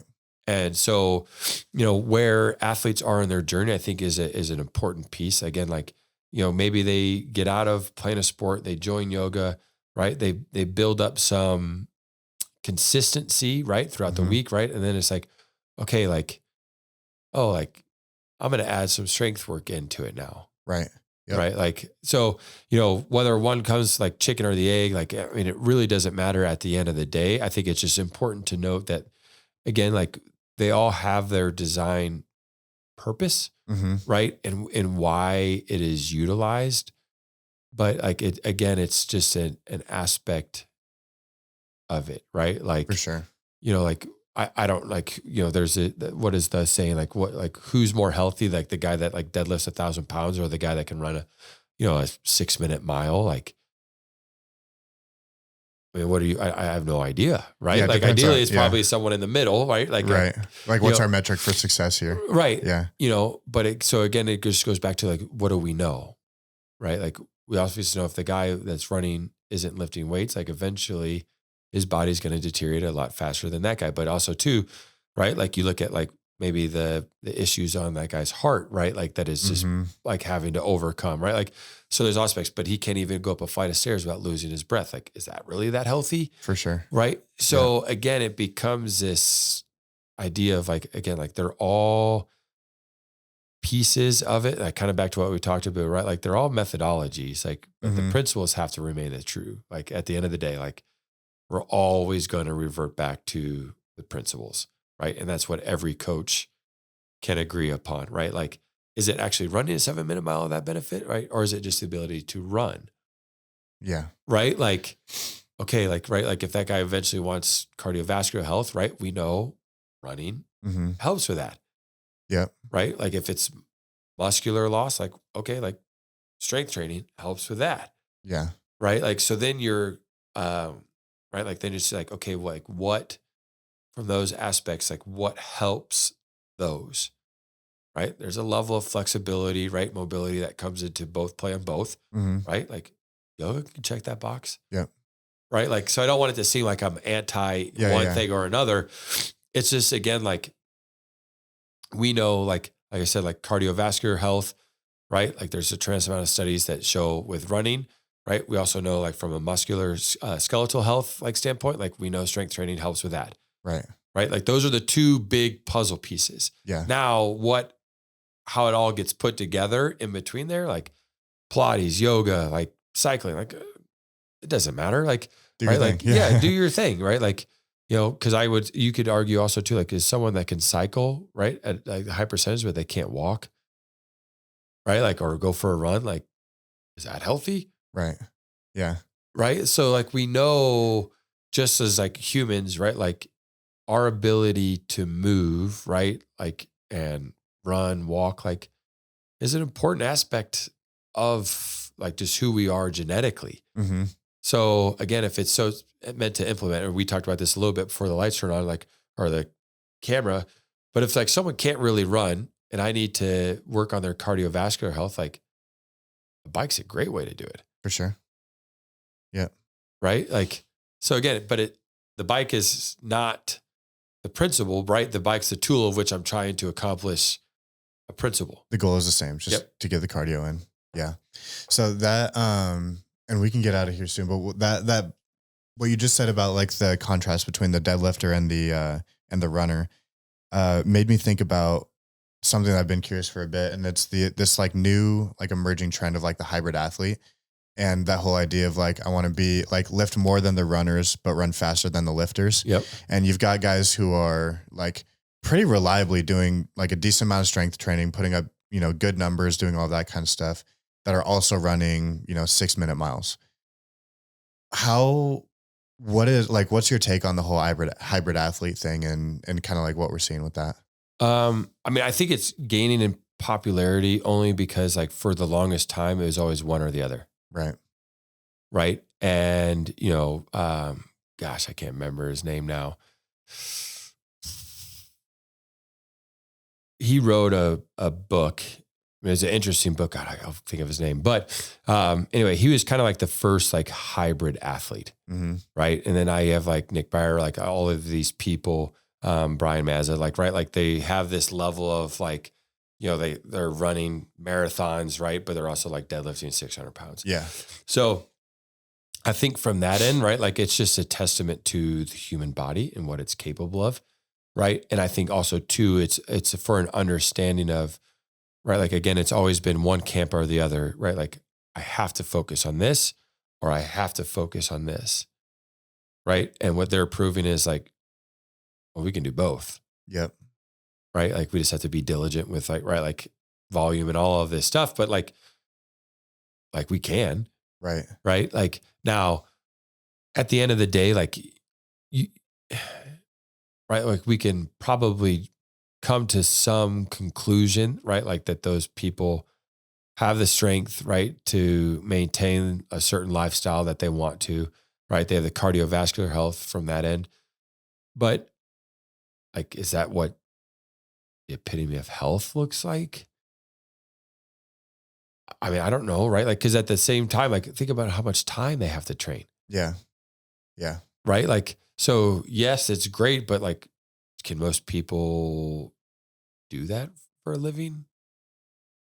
Right? Like, For sure. so it's like, Yeah. okay, Yeah. like, so like, is there like, they're probably like, well, yeah, like this is what's important to me, like 100%. So it goes back to the lifestyle thing. Like if you want to be a dude who's like training 2.5, 3 hours a day, then like, cool, do it. Yeah. And you're going to like look great. You're going to be able to lift a lot, run fast, do all that kind of stuff. But you're going to miss out on something, right? Because at the, yeah. because at the end of the day, like, right, we all have the same 24 hours, Mm-hmm. right? And then that's the game that we have to play. Like, what am I going to do with those 24 hours? And if I can't, right, like there's times of which, right, like my business takes precedence, right? Or, you know, an employee has something that comes up, right? Like that takes precedence over me getting my workout in. Mm-hmm. Like, welcome to owning a business, right? Like it's just, it happens, right? It's shitty. Yeah. Right. I should have made a better job of, right, like doing it, but also too, like, I'm also not doing this for like one workout, right? I'm also, if I'm having a hard conversation with an employee, right, or he just needs me, right? Like, okay, the longevity of which hopefully, you know, is corrected off of this Yeah. will give me more freedom later. Mm-hmm. Right. So For sure. there's always this game that ends up, you know, getting played of, like I said, like, you know, the pendulum's kind of always swinging back and forth. The goal is just to kind of keep it out of, you know, one extreme on each side. Yeah. So, you know, like I said, like it just, I don't know. Like, I mean, I'm sure there's people that would argue like what they do is too extreme, right? Because of the time that it takes to be really good at both. Mm-hmm. Right. Like not everybody has that. But at the same time, like, you know, is a overweight CEO, right? With all the financial means, like maybe has a clean bill of health from like a doctor standpoint, but doesn't look good. Like, you don't know, like maybe he thinks he looks great. Right. Right. Yeah. Like, you know, there's societal norms of which we're like, okay, right. Like now it's like, what is it? Like you still kind of see it like the dad bods pop up. Like that's what women want is Yeah. the dad Yeah. bod, right? Like, but is that what like you want? Right. Because if it's not, then right, like it doesn't really matter what societal norms claim is quote unquote healthy or not. Yeah. Right. Because I would argue if you are in a body type of which you enjoy, right, like you're a little happier, right? Like you're more fun to be around, right? Like there's less stress, you Mhm. feel good. And then that's what helps everybody around you, right? Like, so if you think about the 10 people that surround you because you've achieved your goals, right? Do those 10 people all of a sudden feel compelled to chase something? Right. Right. And then those 10 people just help the next 10 people. Right. And you have this cascade effect of which like, right, like now I'm just surrounded by like a high group of achievers, but it's all because you achieved your goal. Yeah, for sure. Right. Like, so at the end of the day, I think that's what ends up being most important is, I don't know if it's the 500-pound deadlift or, you know, like I said, running the 4-minute mile or whatever it is, Mhm. or the hybrid. It's just whatever your goal is your goal. Right. Like, and work hard to achieve it. It's so funny how like, you know, most of this conversation where we try to like drown out as much of the noise as possible really comes back to like defining what success looks like for yourself and then just doing that. Yeah. And I think that like bringing this whole thing full circle, I think that that's what the tricky game becomes is like, if you can, number one, define what success looks like for you, whether it's being the most flexible person and being able to do whatever you want with your body, or if it's being able to like haul ass in a 2 mile, being able to do that and then tune out the noise to say like, okay, now what is going to actually get me there? I think that those are the things where obviously a coach can help with that too. But I think that that really is the game, is like taking the time to be like, what body type am I the happiest in? What am I able to do with my body? What are the activities I can say yes to? What are the things I'm okay saying no to in order to be like that person Right. and enjoy that part of my life? And then how can I start to, back to your like methods versus, was the like Principles. principles. Yeah. like, what are the principles that are being happy and doing what I want to do. And then the methods are just like reorganizing and testing things until I can get there. Yeah. And I mean, cause like at the end of the day, like that's, I mean, really what it comes down to is, right. Like, again, we talked about, right. Like if I have to strength train 3 days a week, because that's what like studies show, like, okay, I get my 3 days a week in. Mm-hmm. What you do the other 4, right? It doesn't say, hey, 3 days and then 4 days do this or right, or whatever. Yeah. Right. Like, and like, if you can find, you know, like CrossFit or group fitness or, you know, Orange Theory, right? Like that kind of blends a little bit of, you know, some, you know, cardiovascular health with some strength training. Mm-hmm. Like, great. You're kind of killing 2 birds with 1 stone. Yeah. Right. Like, so I do that for 3 days. I do yoga for 2 days and I like to cycle for 1, like perfect. Yeah. Right. Like, you know, cause I always argue, like, you know, if you work out 3 days a week and I work out 5 days a week, is me working out 5 days a week all of a sudden better? Depends on what you're doing with the 5. Yeah. Yeah. Right. Like what the intent behind it, right? Like, yeah. What am I doing? Now, if we're going off of, you know, percent body fat or whatever, like you might say like, okay, I can get a little bit more, but what if I'm not sleeping? What if I don't have the hydration? What if I don't have the nutrition to benefit me doing it 5 days a week? I'd probably argue you would probably have a better body composition, right? Because you're doing everything else correctly. Yeah. Yeah. And probably better stress levels than the rest of it because you're not trying to do more than you cortisol, have time for. Yeah. Like, right. Like, so it's a very happy medium, right? Like, again, like there's a set structure of, again, what we know. Can we check all of those boxes?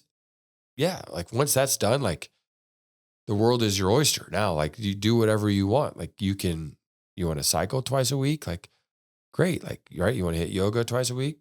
Do that too. Like, right. You want to hit Pilates, you want to play pickleball, you want to do all these things. Like, awesome. Like, do it. Just again, like do what we know, like has to be true, right? Like certain amount of miles walking, running, right? Like for cardiovascular health, like that's all studied. That's well published. That's like well known. And then like outside of that, what you do, I don't care. Like if you want my advice, I'll be able to provide it. But again, like more isn't necessarily always better, right? Adding a 4th day isn't always all of a sudden going to equal to greater, like I said, like body composition changes, especially if you're not doing the stuff that, you know, you need to do to recover. Yep. So it's like, okay, like what can we do with like the same 24 hours that we all have, right? Like what realistically can we do? Like, hey, I'm going to take 2 days off because those are my 2 hectic days, but like, right, I can work out pretty much every other day. That's 5 days a week. Yeah. That's pretty good. You did it. Yeah. Like, right. Like, yeah. Right. I'm automatically like, and if I could do it with the same level of intelligence, right. And do all this stuff, like, yeah, like that's better than someone that's doing it for 3. For sure. Yeah. Right. So, but again, like if I try to do 5, but I can't really do 5 and I'm just overly stressing myself, I'm not giving myself time to recover. Like, well, let's not do 5 for the sake of doing 5. Like, let's do 3 really fucking well. And then let's see how we grow. Absolutely. Yeah. Dude, this has been awesome. Is there anything else looking at helping out clear out some of that noise and helping people kind of like make that decision and get back to like, get on track for this is the person I want to be, the life I want to live, and like helping them find that fit? Is there anything else that would maybe be helpful advice or helpful things that we haven't covered? Yeah. I mean, the only thing I would want to do is like just reiterate, like, right, like schedule your workouts, right? Like that has to be a piece, right? Like just, it's a non-negotiable, you know, it has to happen, like schedule them, right? Like then we look at like, you know, I would also track progress, right? Like really the only day, because like the more knowledge that you can kind of glean from it all, like is like, kind of like I said, like, well, if I wake up, my work day is better, right? Like that's something that I know. Now, do I try to move a needle at 3:30 in the morning? Like, no, right? I like more often than not, it's a podcast, right? I hop on a bike, but then I try to get my workout later in the day, like as like a midday pick me up. Yeah. Right. So from that end, like I always schedule my workouts, like, you know, kind of right around 1 every fucking day. Like it is always going to happen. Like that's when I'll weight train. That's when I'll do some sprint work. Right. Like, but again, it's tracking progress. Right? Like am I moving the needle forward? If I am, great. Like, here's things that I'm doing well to cause of it. If I'm not, what am I not doing? How do I do it? Am I just burying myself further because my sleep's not the greatest right now? Like, okay, like I'm going to dial back a little bit, right? Like that's better long-term. And I think like the last thing is like make your workouts like manageable, right? Like at the end of the day, it's like more is not always better, right? Like if you go in and you can get, 3 or 4 things done in a Globo gym, right? Or if you're like, hey, I'm going to join a group fitness and I get an hour, right? Like you don't have to go and add a bunch of more shit, right? To try to like make up for lost time. Like just allow that piece to become a part of your day to day. Yep. And then from there, you can kind of decide like, okay, like, you know what, like an evening ruck, right? Or an evening run, like it's kind of nice up on the rims. Like yeah. Kids are in bed, like it's free. I actually sleep better because of it. Like, sure. Right. Like, but again, like that goes back to more of like the stress side of things. Like, right. I'm not really doing it to move and eat. I'm doing it to like come down, right, from working all day. It gives me a good stress piece. Like, right. Like I can work through some things that I'm in my head. I'm not trying to fall asleep while I'm trying to work on those. And I'm like, well, I'm not even going to sleep. So like I said, like that becomes a piece of it all. So, and again, like the goal is never to win the workout, right? Like the goal is to win, 10 years from now, like win in the life game. And then from there, right? Like we know what we're doing in the gym is helping. Yeah. Right. Like as opposed to like people, like you see a great guy that he's in phenomenal shape or whatever, but, drives a piece of shit car, doesn't really do a lot of other things. You're like, well, if that's what it takes to look like that, like I'm not interested. Yeah. Right. Like, and I think that goes back to like, what is it? Like Socrates, right? Like how we do anything is how we do everything. Yeah. Right. Like, and if you are owning, like if you want to be successful in life, like chances are there's other aspects of your life that you are very successful in. Right. Like your own body, right, is usually one of them. Yeah.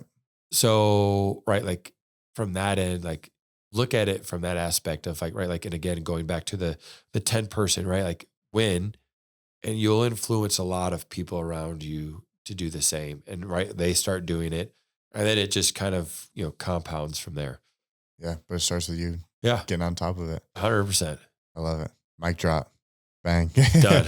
Well, this was fun, man. We'll definitely do another one of these. There's still so many topics, everything from like getting nerdy on training splits to everything else that would be so fun to drop into. But yeah, I was really excited for this one because I wish that this would have existed when I was 22 and had just gotten done playing football and was like paying for like PDF pen and paper workouts and just spamming the same 4-week program for like 6 months in a row. Right. And yeah, I think that is really helpful for a lot of people. So number one, I love working out at your gym. And number two, I'm awesome. Very stoked for you to be willing to like help people kind of cut through the noise for a bit. Cause I think that it's very well needed. Yeah. And if there's like, I mean, if anyone listening has like a question or whatnot, like, I mean, they can hit me up on Instagram or shoot us an email at Beartooth or go to the website and send an email there. Love to help out. At least, like you said, like just kind of cut through the noise of what it is and, understanding that I'm not going to try to push Beartooth or anything from that end. It's just more so of like, can we give you some of the tools for you to make a decision what's best for you? Because at the end of the day, that ability to create that lifestyle, right, that level of health is more important, right, long-term, especially from like a societal piece in which we're trying to like all, kind of swim in that direction. So for sure. Yeah, if there's any questions from that end, like always be more than happy to answer. Oh yeah. Yeah. And document some of your Hyrox training. I'm excited to see how that goes and see how the comp turns out. I had 5 1-mile repeats yesterday. And like last night I'm like laying down and like my like hamstrings just started cramping. I'm like, what the fuck? What am I doing? Yeah. Like, I need a banana and some fucking water right now. For real. Well, stay tuned, everybody. All righty. This was fun, man. Awesome. We'll Thank you. Yeah, for sure. See you guys in the next one. Be where your feet are, and we love you. Peace.